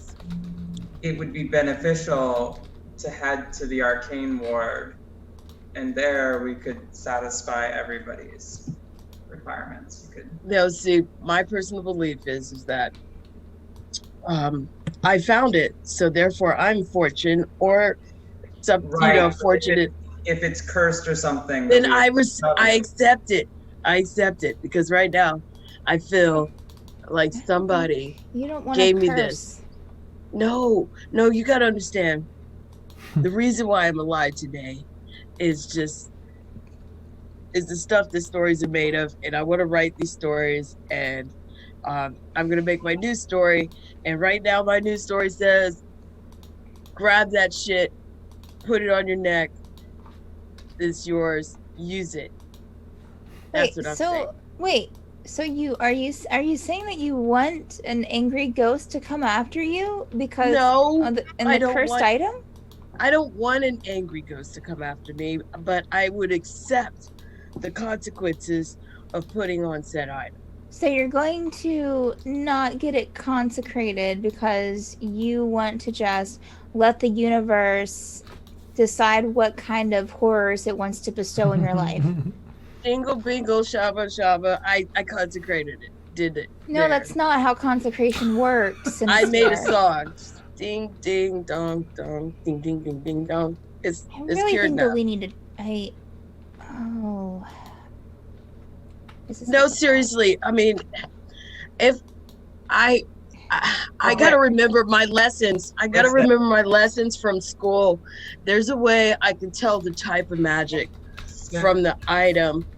I just gotta remember how to do it. Like I know when things are magic, but if I had a way to detect the things that are magic and what school of magic it comes The from. reason you came to this island in the first place might be located in the arcane ward. I would like to go to the arcane ward for that fact, but don't expect me to give the medallion up anytime soon, okay? If it starts to change me or alter my personality, then, but right now, We'll just go and we'll be in the area if that happens. I can tell that this type of magic isn't the type of magic that's cursed or whatever. Yes, Brian. Oh Synestaire. no! I'm Breelith. No, I'm sorry. Brian was. You missed it, Zia. Oh my Yes. gosh, Okay. Zia. Okay, main points, please. Sure. Well, first off, I hope you rested well. I could tell you went through a lot during the fight yesterday, and I'm glad that you're okay. Okay. Skip. And Brian was someone that I came up with when we were following Liazana because she went to talk to a really scary man in a really weird bar, and so me and Synestaire here were dressed up. I was Brian, who just lost his mother and his I was children. Reginald. And I had a fake mustache, and so we were sitting, we were listening. Liazana went out with this man who was a creep, and was she such went a creep. outside. We followed her, and then he just ran off, and Liazana was fine. And He then was we went spooked. partying until I blacked out pretty early. It was awesome, epic. There was penguins. There was a thing where there was foam involved. There was drinks. There was So- fireworks. Part of me feels like what would be great is if that we were having this conversation until we arrived in the arcane ward and nobody else even realized we were walking on the way there. They just realized, hey, wait, how did we get here? I We've been, really telling this wish story I this whole would've time. Huh. seen the penguins. Perfect. So Liazana, you've joined them at one point, yeah, by there. Wait. Let me ask, Zia, have you mentioned to anyone here on this island that you're seeking answers about that? So yeah, we did talk about it earlier on the boat as to the reasoning why I was coming, because otherwise I couldn't have gotten Cathus to come. I had to give him a Anyone I here? I haven't said anything about the dream or the fact that I haven't been able to talk to Bo since. Okay. Which is But not the harbor master. Did you mention anything to the harbor master? No. Okay. Cool. Okay. I don't believe so. All right. Exciting. Also, sorry about the sirens. You're fine. How dare people need emergency services? Aren't they thinking? I can find out. Change the cloak of many fashions to be more in line with like Okay. not necessarily a wizard, but like in that area of kind of fashion. Sure. Okay. There's definitely a fashion surrounding that. Yeah. So you find yourselves as you're talking, heading over to the arcane ward. I can find the school of magic for you. Okay. Since he's taken time to look at it and at the item, I'm quite sure he knows the school of magic that it's Okay. out. I thought you mentioned you needed to know the school of No. magic. I'm saying like if I could. There's an easy spell that eludes me from the time of learning, and that if I think about it later, I'm just gonna level with you. I just don't. There's some areas of magic that I studied when I went to mage school that I could detect that magical item. Not just the feeling. I could just I could see it, and it tells me, it informs me of the school of magic it comes from. Bing! You arrived. I've learned a lot of things and I've forgotten a lot. And trying to remember. And as you're discussing, you have arrived using that teleportation system there throughout the different tiers of the city. Up to the arcane ward. There is a bit of a welcome center if you wanted to ask any questions there. Where is the nearest library? There's an older gentleman behind the booth that sees to you all. Oh, there's plenty of libraries. It all depends on what you're looking for. Is it standard history? Is it a type of magic, spells, or items, or looking for theory? Enochian magics. I'm looking for a separate issue when you have the time. I want to know if you've heard of jumping through dimensions and so. I don't know. In your spare time. In your spare time. I think I can direct you, young sir, to the library for that. Madam, as he looks up at Yuzia, let me, and he writes down on a small swath of paper, a note, basically, and spins it over to, I do believe that this might be more in line with what you're looking for. It is based upon your request, and on it says, Academic Ward, Atmos College for Advanced Thinkers. Oh, they're much more likely to be under their umbrella, and if not, they eat that up. They can assist you with that type of thing. You're welcome to look here, of course, if you find nothing there, but I think that would be a better place for you to look. Okay, well, thank you very much. Well, I know where I'm going. Is anyone joining, or? They may be able to help you there as well, young sir. If not, there's the main library here in the Arcane Ward should have something, but it'll take a fair bit of research, I think. Do you have like a reward system or like a frequent, like an honor of like visits? Because I might be back a lot. What do you know of summoning circles and whatnot? I mean, I might have to summon I just want to know. Yes, I'll just go this way, right? Yes, I would suggest perhaps asking at the Atmos College for advanced thinkers along with your friend, but otherwise the main library can be found. It gives you directions to the main library. Yes, I'm sure they have all the standard information on summonings at the library, but if you're looking for anything specific, you might want those that research there at the College for Advanced Thinkers. Thank you. And he just kind of waves his hand and, all right, thank you, and then walks away Nice. towards the coast. And he wants to look for if he can make a connection from his world, if they have any record of like his world in any of their books, because I'm assuming all the gods and everything are different. Their whole geological, all the plants and stuff are different to him, I guess. It could be. So far you've heard overlap in deities. It's only the big deities, the greater deities that you've heard referenced amongst the little people here. Yes. And so far those have overlapped. Definitely very different flora here, absolutely, on the floating islands and stuff. But if you're heading down to the library to research that, is anyone going with Synestaire, and is anyone going with Zia, who'll be going to a different ward? Lolth would probably go with Zia. Okay. Liazana? I'll go to the library. Okay, Cassius is straight chilling. He's like, nah, I'm good today. I need another day. He's like, after last night, no more, please. yeah. I know. Have your break. All right, so Liazana and Synestaire, you begin heading over to the library.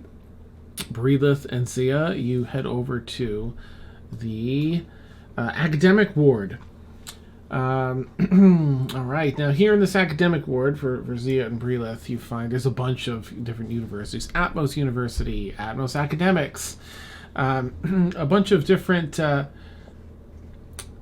meeting of the minds clubs, which are basically just those smoking clubs. You get the jacket, you get the scotch, and you sit down. So you saw one of those back in the original city there. So you do finally come across the Atmos College for Advanced Thinkers. The campuses are a little smaller because this is for people that have gotten long since graduated, their higher education stuff, and they're back. They spend their time in academia studying, researching. They go on trips and this and that.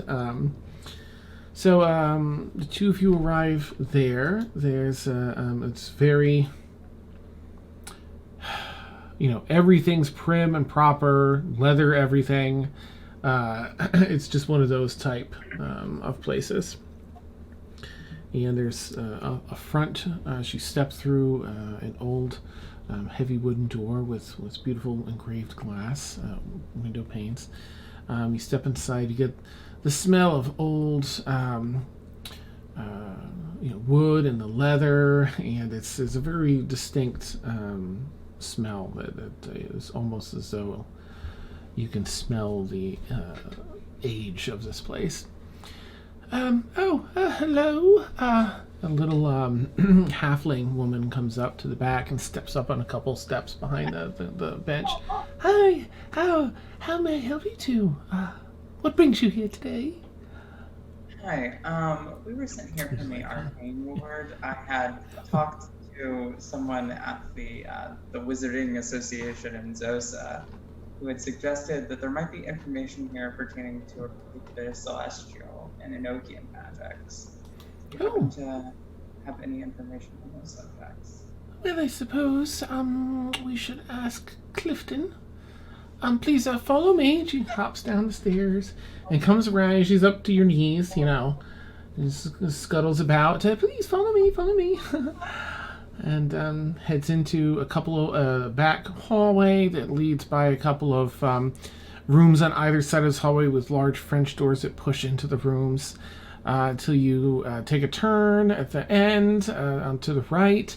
Continue walking through this building a little ways before finally opening up into a grand reading room.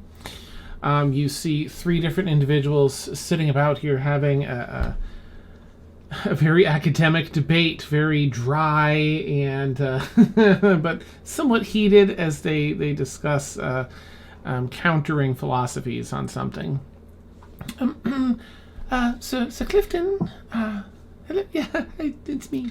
I have a couple of lovely folks here that are, well, they're seeking some information, and I know that this falls under your expertise. May I leave them with you? And he leans back in the seat.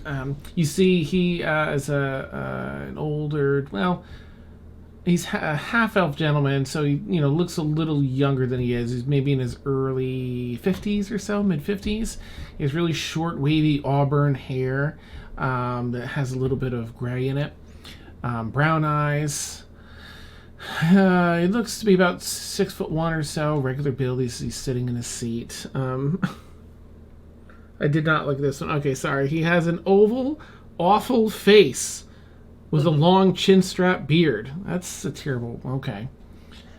Anyway, with his oval, awful face, he looks like, oh, welcome. Yes, of course. We're here to help. Anytime I can use my vast knowledge to assist others, I'm very pleased. Please pull up a seat and tell us over. This is my good friend, Erwell, who's a wood elf, a female presenting wood elf, maybe 170 or so still pretty young for wood elves. Extremely long braided brown hair, brown eyes, 5'5", triangular, very innocent face. That's weird. I'll just leave that out. Anyway, but she has a very large scar on her left foot. Like, how are we going to see that? Anyway. But she looks over, sort of like, without focusing on you. She appears to be blind, as she just sort of focuses. Welcome. Yes, a pleasure, please. And he introduces a third person as Janet Redstream. 53-year-old female human. Long, wavy red hair, brown eyes. 4'7". Ooh, an oblong, slightly glamorous face. And she's smoking a pipe. How nice. Oh, I like this. I like this vibe. Right? Yes. It's this a is like a pleasure. hippie smoke shop. Please pull up a seat or help yourself to the drink cart. She's puffing on her pipe. Greelith is fascinated by the pipe. Nice. She blows some rings of smoke. Yes. So, do you all sit, or do the two of you sit down? Oh, Greelith already sat down. Oh, yes. Rita probably sat down very fast. Yeah. But Zia took down a very slow, and she's still kind of in a disturbed state since the dream. Oh, right. Okay, cool. All right. So, let's see. As the two of you settle in, I'm going to bounce over just to keep things lively and interesting. So, two of you kind of nestle into, okay, what's next? Meanwhile, Synestaire and Liazana, you found your way to the Grand Library. There's a whole process. You have to sign up, right? If you're not a member of one of the colleges here, you have to show your ID, or you can, pay, or you can persuade, but we'll say it's a library card, right? So you manage to do so one way or the other without actually spending any funds. You're able to research Synestaire, the common understanding of summoning spells. Can you make an investigation roll, please, to see if you are able to find anything on interdimensional travel? Yeah, because the whole point is that when he's looking up these things, he's also weighing if he should even bother looking this stuff up. You said investigation? Yeah. Please. Gotcha. Okay. You're able to find a few entries on interplanar travel, which could, as you know, the Great Wheel of whatever is mostly undiscovered still. So it's quite possible that you traveled from an entirely different plane that in some regards mirrors this prime material. You're not quite positive if that's hitting the nail on the head, but it seems to line up a lot of your experience. Like some of his, like, the common myths, legends, and things, are they? Can he find any evidence of some of his stuff from this world, or maybe some of the seals or names of heroes or something? If something matches. One of the things that pops up first is that Lolth is absolutely present here in this realm. Oh my! I can't escape this bitch. Yep, there's a lot of the greater deities, but as I imagine you'd even kind of check, like and boom, you see her. So, his deity is Zindarena, which is also a drow deity, supposed to be the daughter of Lolth, but a whole different kind of religion. Ah, nice. Renegade, like they broke away from the matriarchy, and they're kind of renegade. And he wants to know, okay, is he a renegade here too? So. Okay. So with the 15, as you're looking, you see some allusions in the text to someone that fits that description. They don't name them, so you're not sure, but they might just not be discovered. That information might not be widely known in this world, or as well known as it was in yours, but it seems like that could be them. But definitely Lolth, though. Yeah. Jeez. Damn it. Damn it. And so he's like he's upset over that. But, at the same time, he's like, we'll cross that bridge when we get there. And he just wants to know, like, he just kind of turns to Liazana and just like, I think it's wishful thinking. Well, maybe I'm not supposed to go back, and what am I going to go back to? I probably don't have a kingdom anymore. I'm sorry. We can keep trying, keep looking. It doesn't give me any comfort that you guys also have Lolth in this world.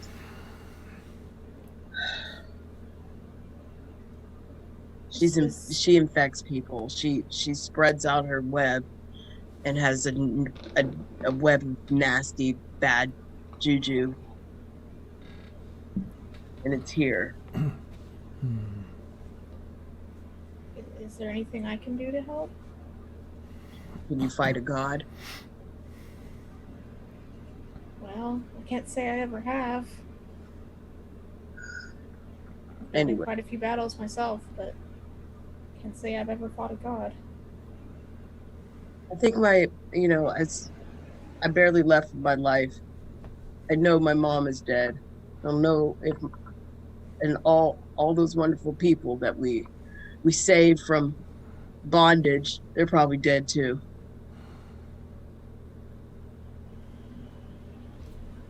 That party was awesome. And he just kind of goes, he pulls out his journals and stuff, and he's looking for more evidence, things that are the same here, and just goes on about that. As you're pulling out some journals, something strikes you as a little odd. The books that you had kind of laid out about the table that you turned to talk to Liazana as you look back, they're all stacked up, one on top of another, sort of in a crooked fashion.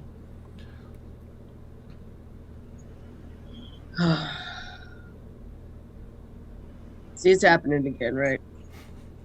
When we was in the alley, we was talking, and all of a sudden, Breela starts sneezing,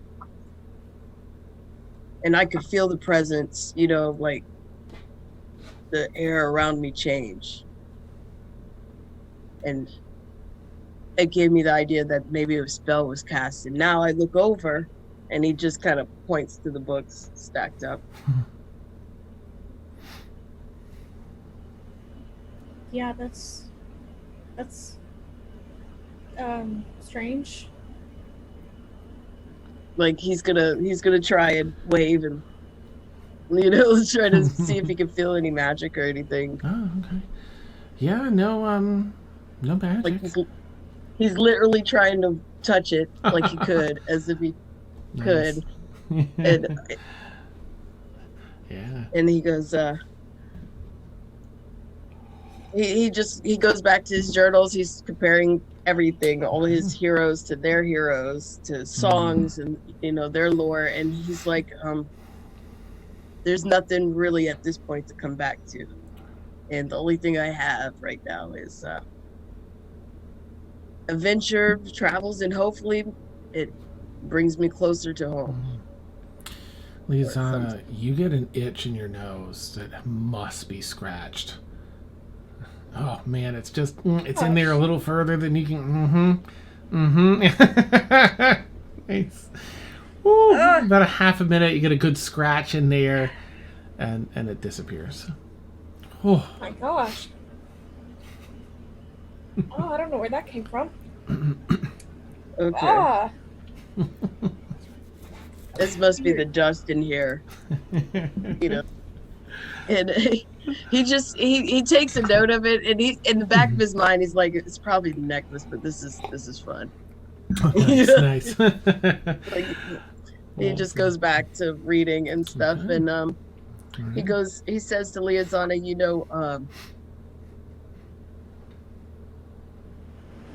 do you know anything about the Spector group? Well, about the group, no.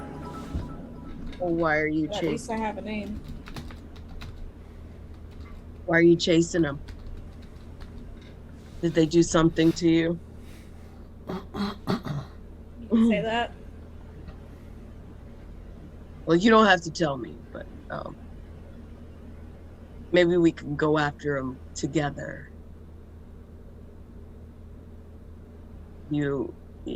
I don't know what. It has to be something for you to run off like that on sight of a tattoo, or on the sight of it. Yeah. I'm sorry I did show. But turns out he was a fake anyways. You have an idea of who you are after? The name of the person? Yeah, I threatened him with his life, and he actually, I actually have a lead. I can't say I have a name of a person, but I have a lead of where I need to go.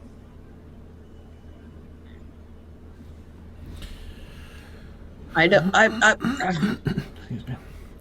I just think whatever you're after, it's not something petty like they owe you money. It has to be something that is more personal than that.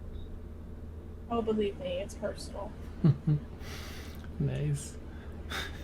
So when I write your song or your story, it's about a path of vengeance and justice. And so he just starts writing like the story. Beautiful.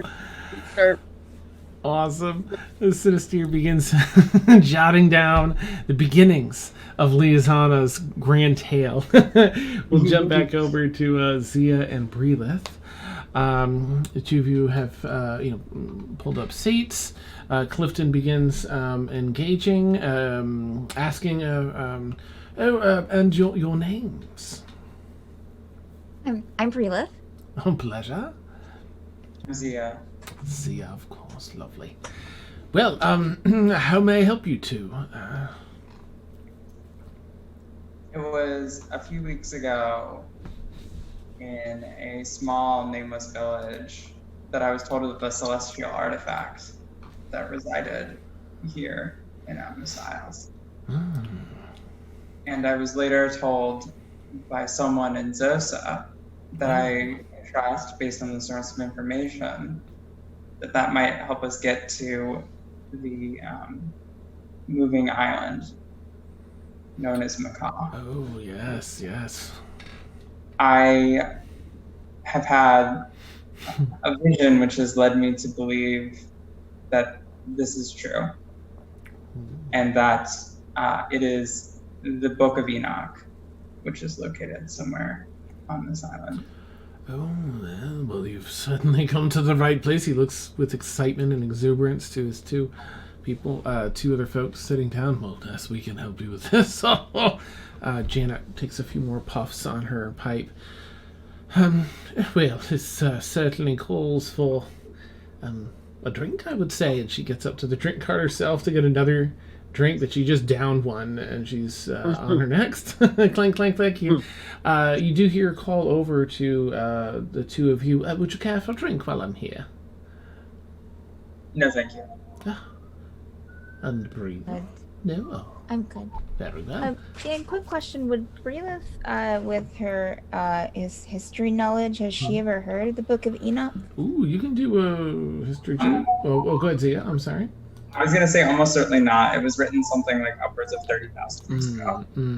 It'd be like a god level DC that you probably can't get yet, but I mean, I don't think it would be necessarily common to be taught knowledge, but it could be like a legend, maybe.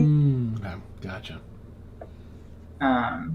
So like if you still wanted to roll on it, I think that would be fine. Okay. Yeah, go make a history check. We'll see what happens. It's a 19 total. Oh wow, okay. Yeah, maybe. You've maybe like heard there really isn't anything written about it per se, but you've it's discussed sometimes when scholars are very well versed scholars are drunk and they just want to bring up some super controversial things to whether it really even exists or not. Maybe a time or two you've heard them bring that up. Okay.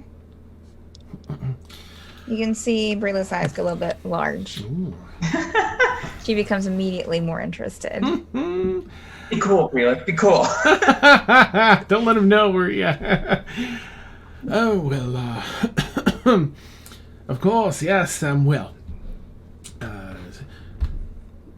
we have done some research on this, so it's been about a year and a half now or so, a little bit over a year. We've actually done some research on that, and for a time held the book here in this very room. It unfortunately is not here currently, but it was in relation to some celestial being traveling about our planar coil. Rather intriguing stuff, if you care to hear the story. Yes. Ha! Wonderful. Oh, well, of course, we were at first very skeptical that such a being would tread our humble islands and Australanor itself here. But there was a creature that we were hired to look into some time ago, about a year and a half ago or so. We discovered that he had held this book for a time and left it in his travels through a bit of an island harbor, as it seemed. Not sure exactly what this creature was searching for, but we've had many a heated conversation over that, I'll tell you, this past year. So we did discover that we believe him to be a solar. Which, are you familiar with solars? Yes. Yes, I am. And he kind of looks over to Brelith to see if he has another excuse to talk. Has she heard of solars, Dan? Do I need to do the roll? History or religion? You can choose. Natural 20. So, history, yeah, that would be a 23 total. Yeah. So you both know solars are basically the most powerful of all the angels and celestials all around. Let's see, I'm reading from my this great wiki. Described by some as truly godlike, only the celestial paragons were more glorious and powerful. I'll get to that in a second. Solars, yada yada yada, never took to their own worshippers, and said yada yada yada. Okay.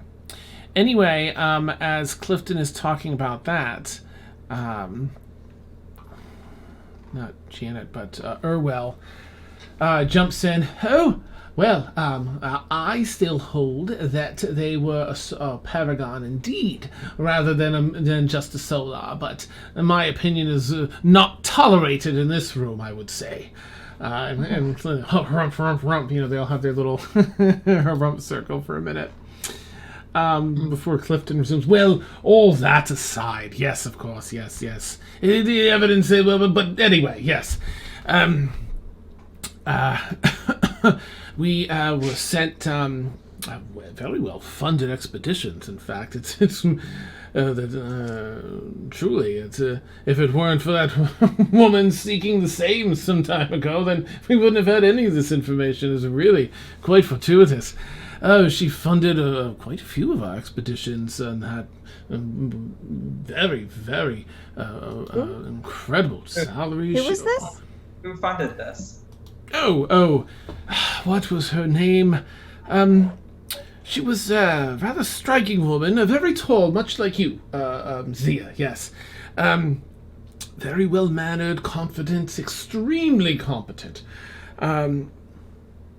She supplied such a state-of-the-art equipment, cared for every need. Oh, what was her name? And, What is it? Janet speaks up. It's... How can you forget, Clifton? Please. Her name was Jolene. She came here. She was here practically every day with us for until we started our expeditions. How many did she come along on? Oh, your memory, Clifton. Jolene. Does she have a surname? Jolene. Oh, very mysterious. No, Jolene is the only name that we got. But she came looking for... She was not seeking the book itself, but rather this figure. The book came as part of our research, one of our expeditions. We found this. In fact, we found that it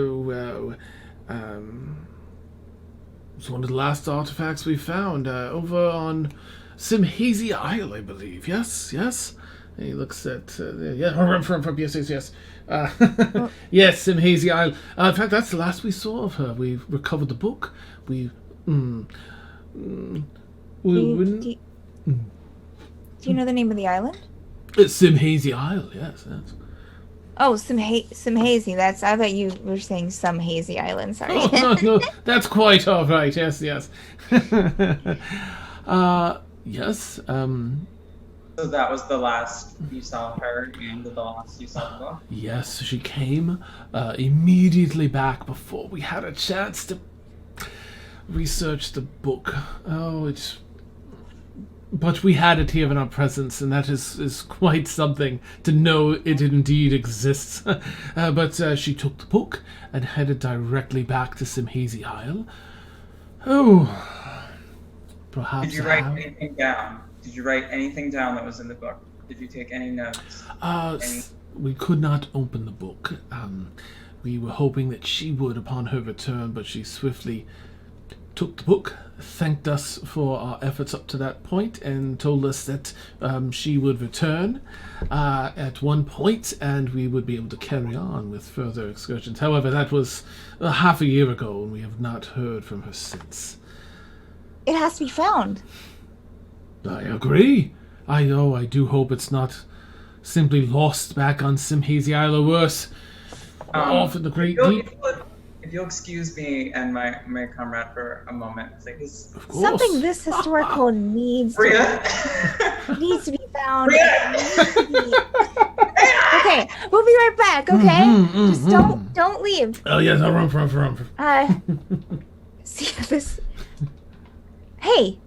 Freelit, I need you to remain calm about the information that I'm going to provide to you right now. Okay?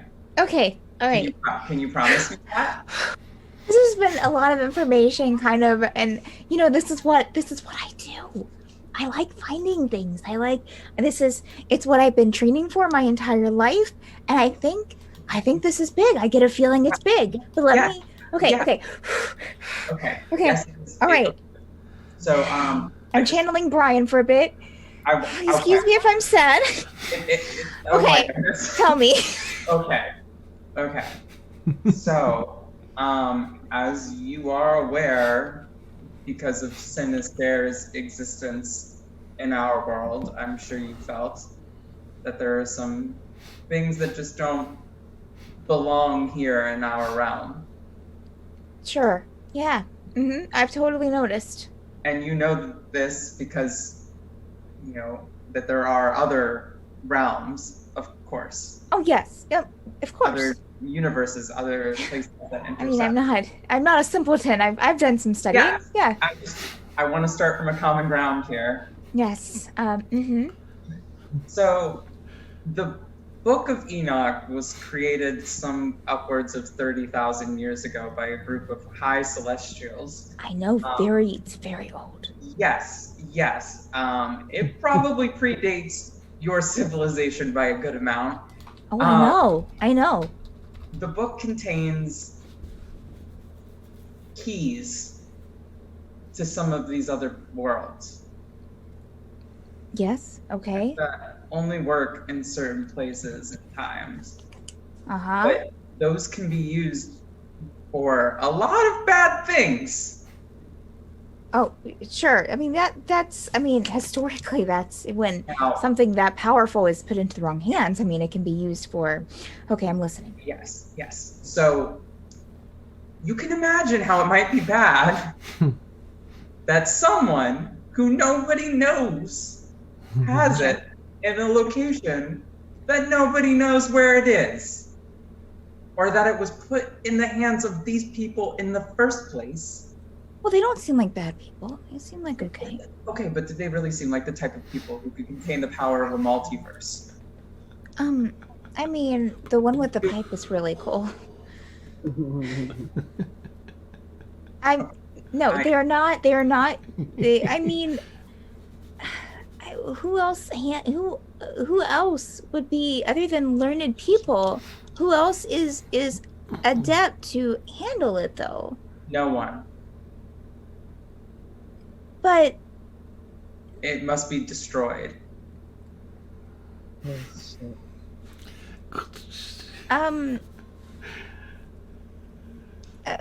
Okay, I'm hearing what you're saying, Zia.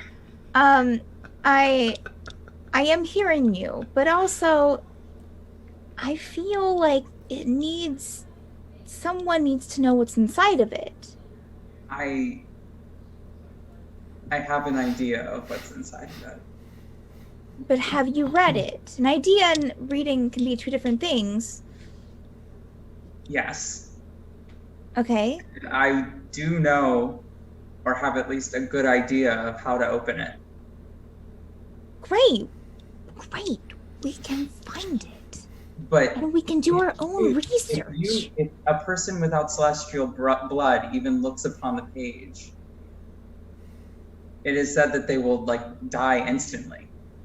Okay, well that's good knowledge. Then we need someone. We can use someone of celestial blood to help translate it, and to understand what's inside of it, because there could be some important information for the world inside of it.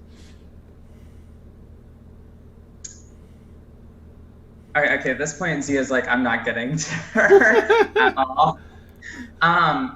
So we probably return back in really quickly. And of course, Zia and Breelith are very much, obviously not on the same page. Fine. I feel like they've overheard a little bit of it, but we at least now have enough information to kind of have an idea of where we're going or need to go. So at this point, I feel like we would come back in and basically ask, do you have any information regarding that some easy island, or any sort of bearing to get there?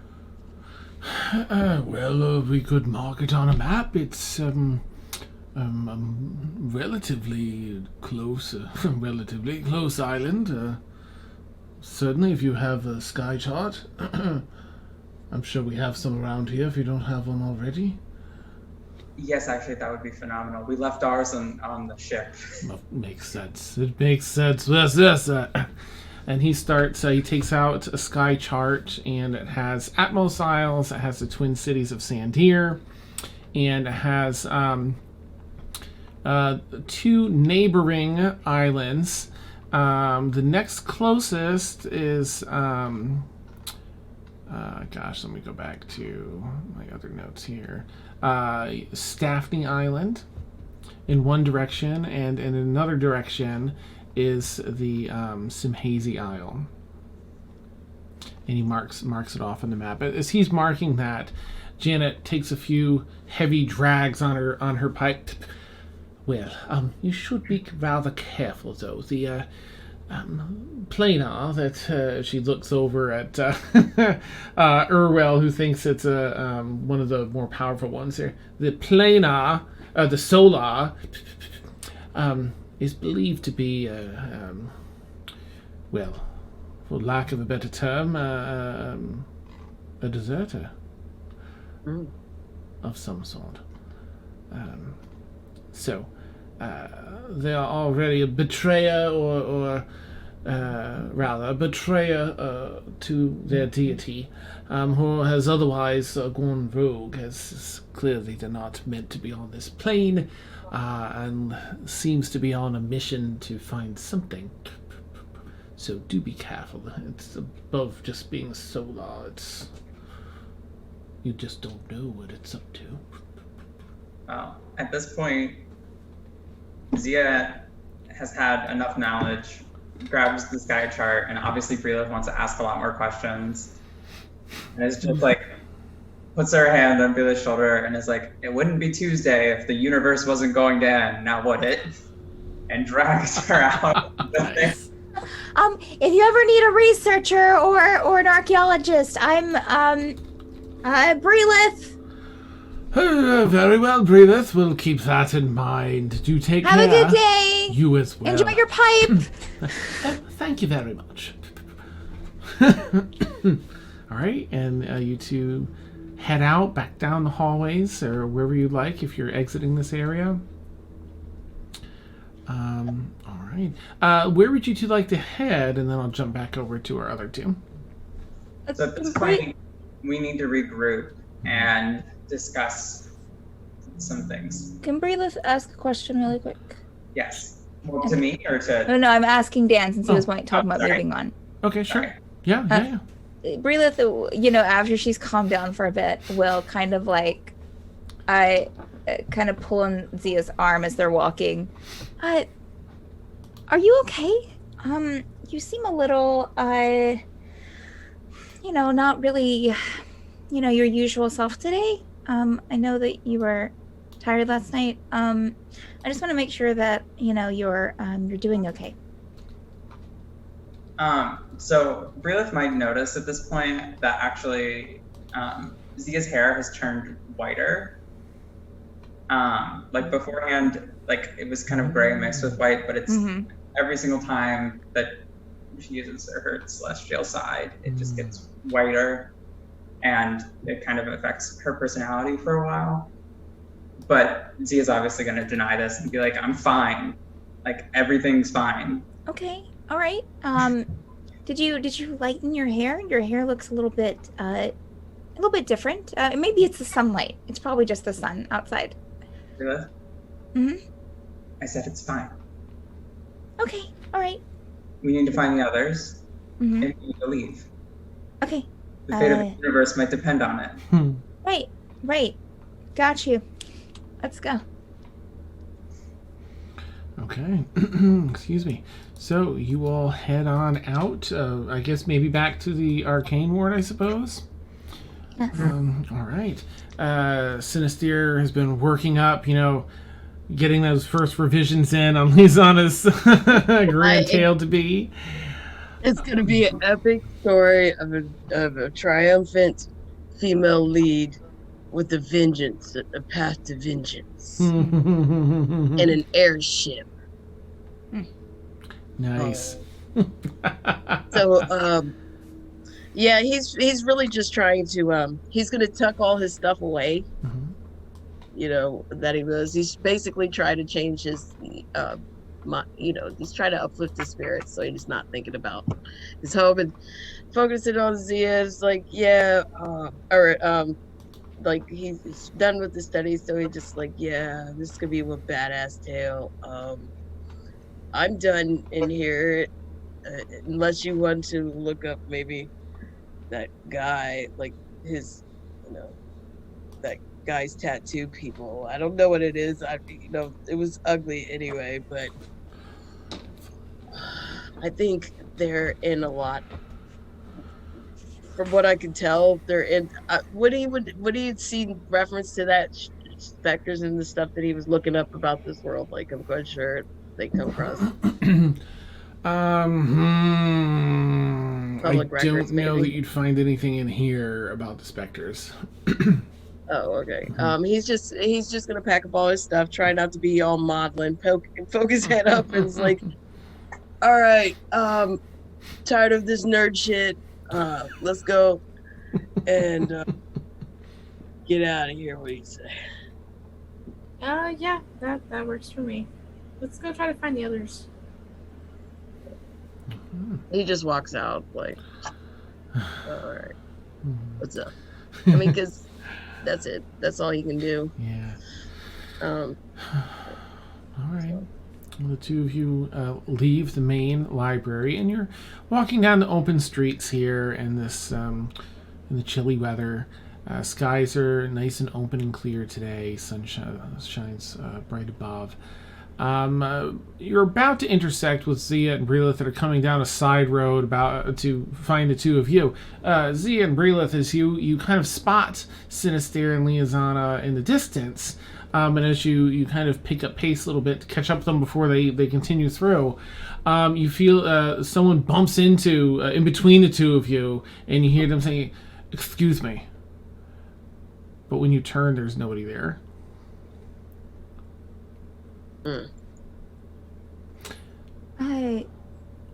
Did you just feel someone bump into you, Sia? Yes. Did you hear them? Did you hear something too? I heard, excuse me. Yeah, but I don't see anyone.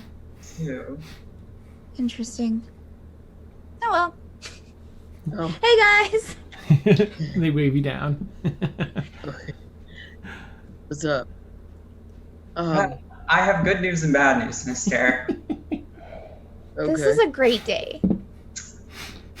The good. Sure. What do you want first? The good news or the bad news?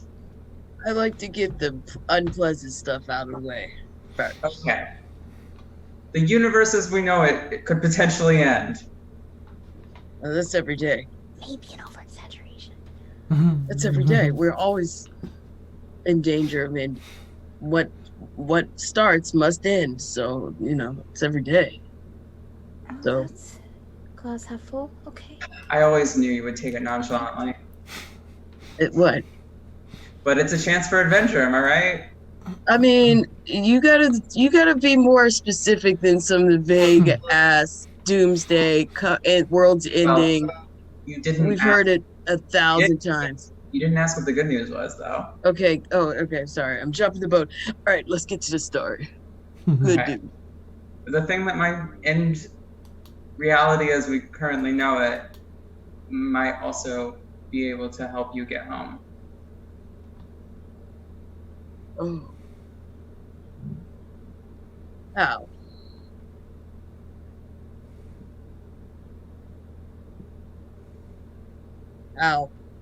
How? What? It can open portals to other worlds. Well, is that this world's way of going to portals? Because I just had, I found a scroll and I spoke the words and here I am before burning down the school. Oh. But it was just, yes. I'm going to ignore that comment and just tell you that there are many ways to move between worlds. It depends on a number of factors, but suffice it to say that this is just one possibility that could lead somewhere. But what I was reading, there's multiple instances, so they have some overlap. So what if you was like, yeah, I found your world, and then everybody hates French toast in that world? Look, are you willing to take a chance or not? Well, it's what I'm saying is, I know that type of magic is not common knowledge. It's going to take a while to get that, and you have a way to just kind of speed run to the end. Well, I can't guarantee that. It could help.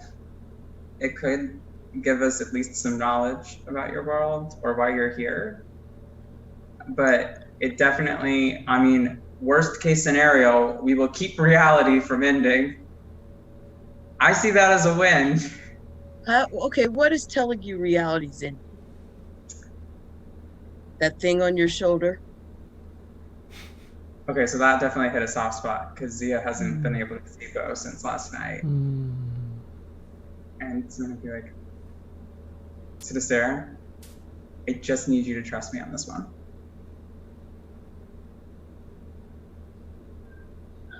You're asking me to go on a leap of faith and cobble together some things on a might and a maybe. I'm wondering, is it worth the effort? But isn't that what a true adventurer would do? No. A true adventurer goes out and gets itself killed for a silly cause. Well, we can do that. Yeah, that's pretty much exactly what I'm describing to you right now. And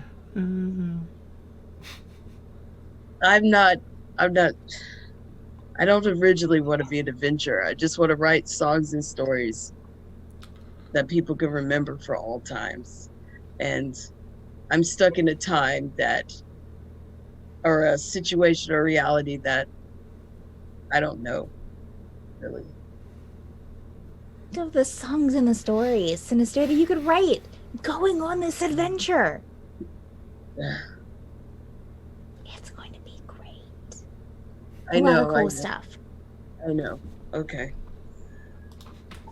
Okay. I did find this medallion, and then he just keeps messing with it. Like, what's up? Oh Well, my you god. stole Okay. you Stop stole the moving medallion. You stole it. Okay. Look. Okay. Good. Everybody's on board. Great. So now all we have to do is blackmail Cassius. You don't And think that he'll should go? be pretty easy. I think he'll go. You know, he likes to hit things and to slash and to, cut off things' heads. I mean, I'm sure that there'll be plenty of this where we're going. I did write like 3 songs just on the zombie guts. Nice. So at this point, this is starting to cheer Zia up a little bit. Mhm. It's definitely getting a little bit back to normal. It's like, okay, well, Oh, good. now that the gang's almost back together, What's the name of this thing? The book. it's called the Book of Enoch. Okay. And now that the gang's all back together, I'm just imagining kind of this like very like I don't know. I want like Zia's gonna go in for a big hug. I feel like and be like, "Come on." Synestaire's gonna let it happen. He's gonna Oh. let it happen. Brilliant will absolutely do a group hug. Oh, Liazana, are you pushing away? He's like one of my only characters that will do a group hug. Rilla and Zia combined have enough arm length that Liazana cannot escape. Yeah. Oh, Brilliant will totally just kind of scoop Liazana in. Or if she won't come close to the group, Brilliant will like put the arm around the group and then like put one on like Liazana and like pat her back as they're hugging. Aw. You all feel nice, 5 sets of arms giving a nice hug. So at that point, Zia's just like, at one point, okay, so what's the name of our group? I don't know. Nice. It has to be. Well, the last group I had, they broke up because of regicide and treason, and we were That's a lot. unstoppable. That was the name of your group, Unstoppable? That's a Yes, cool name. exactly. I like it. we were the Unstoppables. It's really cool. I don't think we'll be able to come up with a cooler one than that. So I don't know. Maybe this could be my new Unstoppables. But that makes me sad just thinking about that. So. Wow. We'll think of a really cool name that will be better than the Unstoppable, despite what I just said. Nothing will be better than the Unstoppable. I mean, you know. Okay. Fine, it won't be better, but it'll be second best. Like, here's the Unstoppables, and right below that will be our group name. Okay. Well, I was thinking that whole the wing thing, your glowy eyes, the weird speech, and your light, and then it came out of your eyes and burned into my man's eyes. That was like the dopest, sickest thing I ever seen. It was pretty phenomenal. So I think we should be the Phenomenals. Phenomenals. Yeah. Okay. I'm We're gonna have a lot to cash it. Yeah. We really are. I need to. He may have a. Yeah. I need to step away for a second. I'm just going to go and do something really quick. Where are we, Dan? You were in this huge intersection between really wide, 20-foot wide roads that are still in the arcane ward. I'll step over here for a second, and she's going to step off to the side and get out her sending stone to her patron. Oh, okay. Okay. No. Erase that. But she will be like, okay. I think really cool thing. Book of Enoch. I think this is really important. I'm going to find it. Do you know? Question mark? You'll get a reply back. He's available. It's good to set your goals high, but not too high.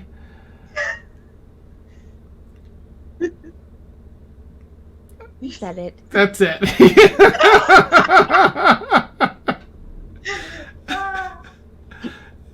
Now, sending stones only work one time, right? Once a day. Yeah, Okay. sorry.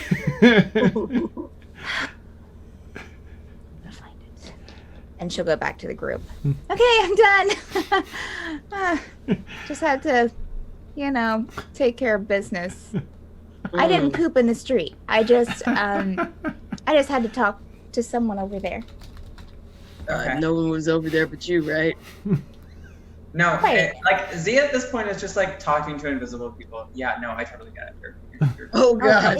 Thank you, Zia. Thanks. Where would you all like to head? Is you kind of gotta get Catholics. okay? Yeah, you find. Or did we check in with the harbor master and make sure we're put on the list? You can always swing by. I'd say that you probably round up Cassius at the church, and he's name. I won't. I'll say you don't mention the name yet because I'll let him do that next week. But he's like, "Yo, I'm ready to get out of here. Yeah. Where are we? Yeah, I don't care. Wherever. Let's. And he'll just kind of follow you all down. Since you have to go back, you're heading to the ship. You swing by the harbor master's area, you're let in. And again, he's that pseudo-sly furball, and he assures you that you're on the list. Yes, you'll be on the list for the next year.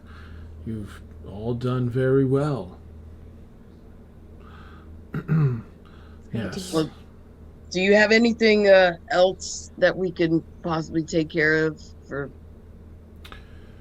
Nothing right now, but if you find your way back again soon, come see me. Is there any way we can go about getting passes that would help us maybe stop the boarding process, that we can bypass some of the searches.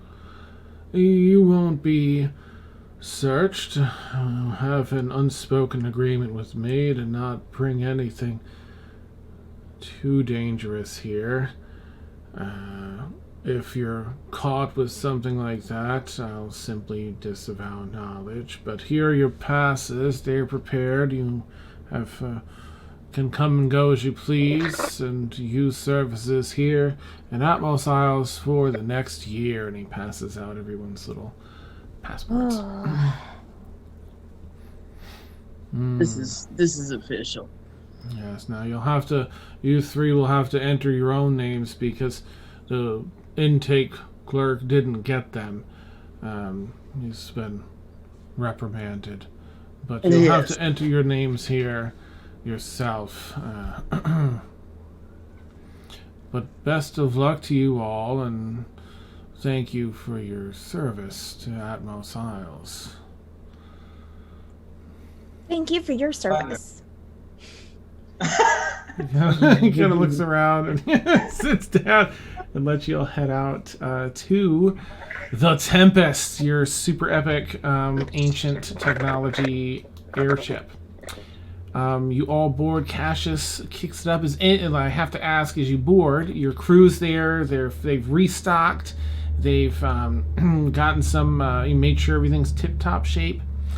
They all greet you warmly. Is anyone going into the captain's quarters as you board?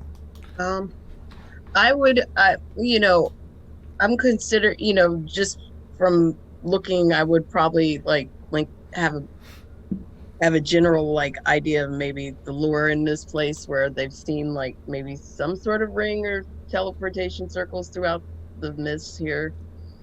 The only teleportation circles that are recorded anywhere are the two twin cities, because they're close enough. There's something about it's especially in your reading, if you would, I think you know it. Oh no, because you're new. So you would have at least seen maybe in your reading that whatever these dark rolling clouds are that are below all the floating cities completely disrupt teleportation spells.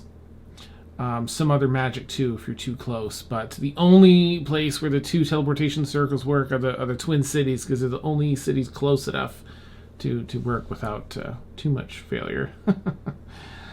You would just go in and see if it's on their map that they already had inside their map room, and then if not, to add a notation on the map of the twin cities and that location. Okay. Zia may or may not, I'm not sure, but Zia now has a sky map as well that does have those marked. The twin cities and the two new ones that are nearby. Which Zia would definitely share with everybody. I don't think Zia's not a navigator. Somebody else is going to have to help navigate. Awesome. Even if you didn't want to share the information. All right. You're preparing to release the ship. The crew's doing their bit. You release from the dock, and arcane engines whir up. Ooh, that 60 cycle hum of arcane energy, and you sweep off into the sky. There's a bit of the crew wants to surprise you with a little bit of a celebratory meal. They've got some nice drinks, some nice food that they purchased here that's a little different from what you might be accustomed to elsewhere, the Twin Cities. You all pull up a seat, I imagine anyway, and partake, enjoy catching up with the crew on what they did. They catch up with you, whatever you're willing to share.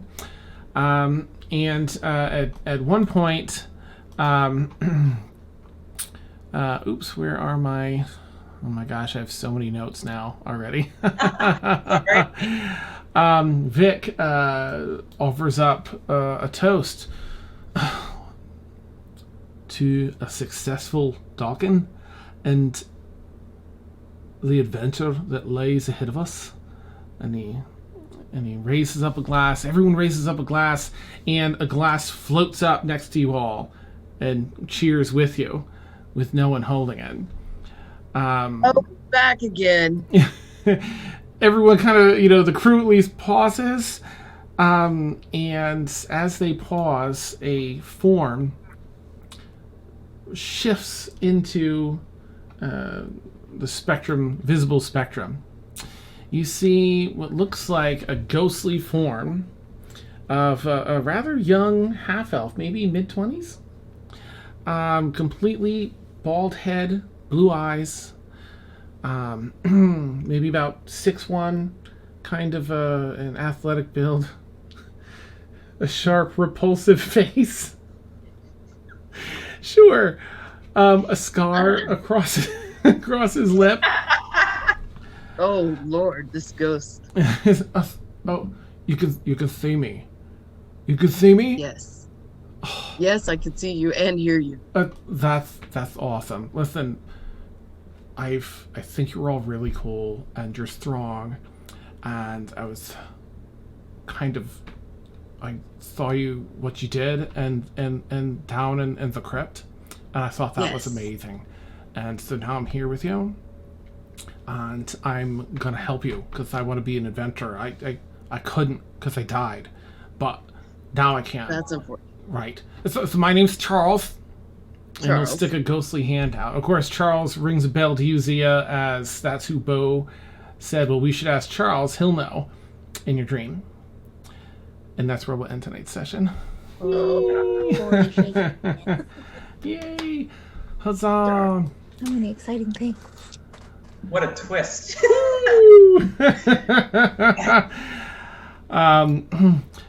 Excellent. He's back. What's up? I almost forgot to mention, as he says that, there's a little ghostly cat that climbs up on his lap and pokes its ghostly cat head up over and sniffs the food at the table. Oh my god, it's full circle. Yes. Charles. Awesome. Whew. All right. Well, thank you, players. You're always amazing, and it was just so fun tonight to watch you all rock. Hates. Ooh. Thank you, viewers, for chilling with us. I had a blast. I had such a blast tonight. What fun. Amazing. Okay, I will put up our schedule. As you can see, we have a bunch of D&D content and other content throughout the week. A lot of D&D in this 10 p.m. to 1 a.m. Eastern time slot. You can see all the days here. We have Saturday evenings just before an Extremis here. We have a 6 to 9 Eastern D&D campaign, Tower of Dreams. Every Friday from noon to 3 p.m. Eastern, Steph does Mad Art with Steph. If you're not already a member of our Discord, please consider joining. You can put in there requests from different moments across campaigns for Steph to draw fan art. And then we vote on it. Yeah. Oh, I don't have that. I didn't have time to update that. Can I say that? We're good? Yeah. Okay. Well, Steph, why don't you tell us about Wednesday? Okay, so starting this Wednesday at 2 p.m. Eastern time, me and Victoria are going to be doing a new stream called Dungeon Craft with Steph and Victoria, where I think Victoria this week we'll be working on tiles for our dungeon maps, as well as painting minis, as well as working on terrain for dungeon maps. But yeah, anything that has to do with dungeon crafting, that's what we'll be doing. I think Victoria's working on dungeon tiles this week, and I'll be painting some minis for the Forsaken. So it's gonna be exciting. Yeah. Nice. I'll properly have that schedule up then next time, I promise. You can also catch for Sunday Evening Chill, Victoria runs Madbird Plays board games. And there's she takes folks from around the community here, and it changes every week for different games, different people. It's a great Sunday Evening Chill. I'll also put up our Patreon tonight, effectively yesterday, I guess, sorry, but we'll allow tonight. And if you're supporting us here, consider supporting us on Patreon instead, because you can get that $5 tier. It's the same, except you get more from that. And if you sign up by today, this is the last day in our promo since we launched, you can get an extra print pack of the art from the Madbird artists. Awesome. Okay, that's enough promotion, I swear. We are gonna raid. Let's see. I think we've got. I think Flintlock will raid tonight because I've been in a couple of their streams or watched a couple of their streams and they are on point. So we're gonna go raid them. Thank you again, everyone. I hope you all have a fantastic night. And sorry, I'm the worst. And we'll get you again soon. Take care, everybody. Bye.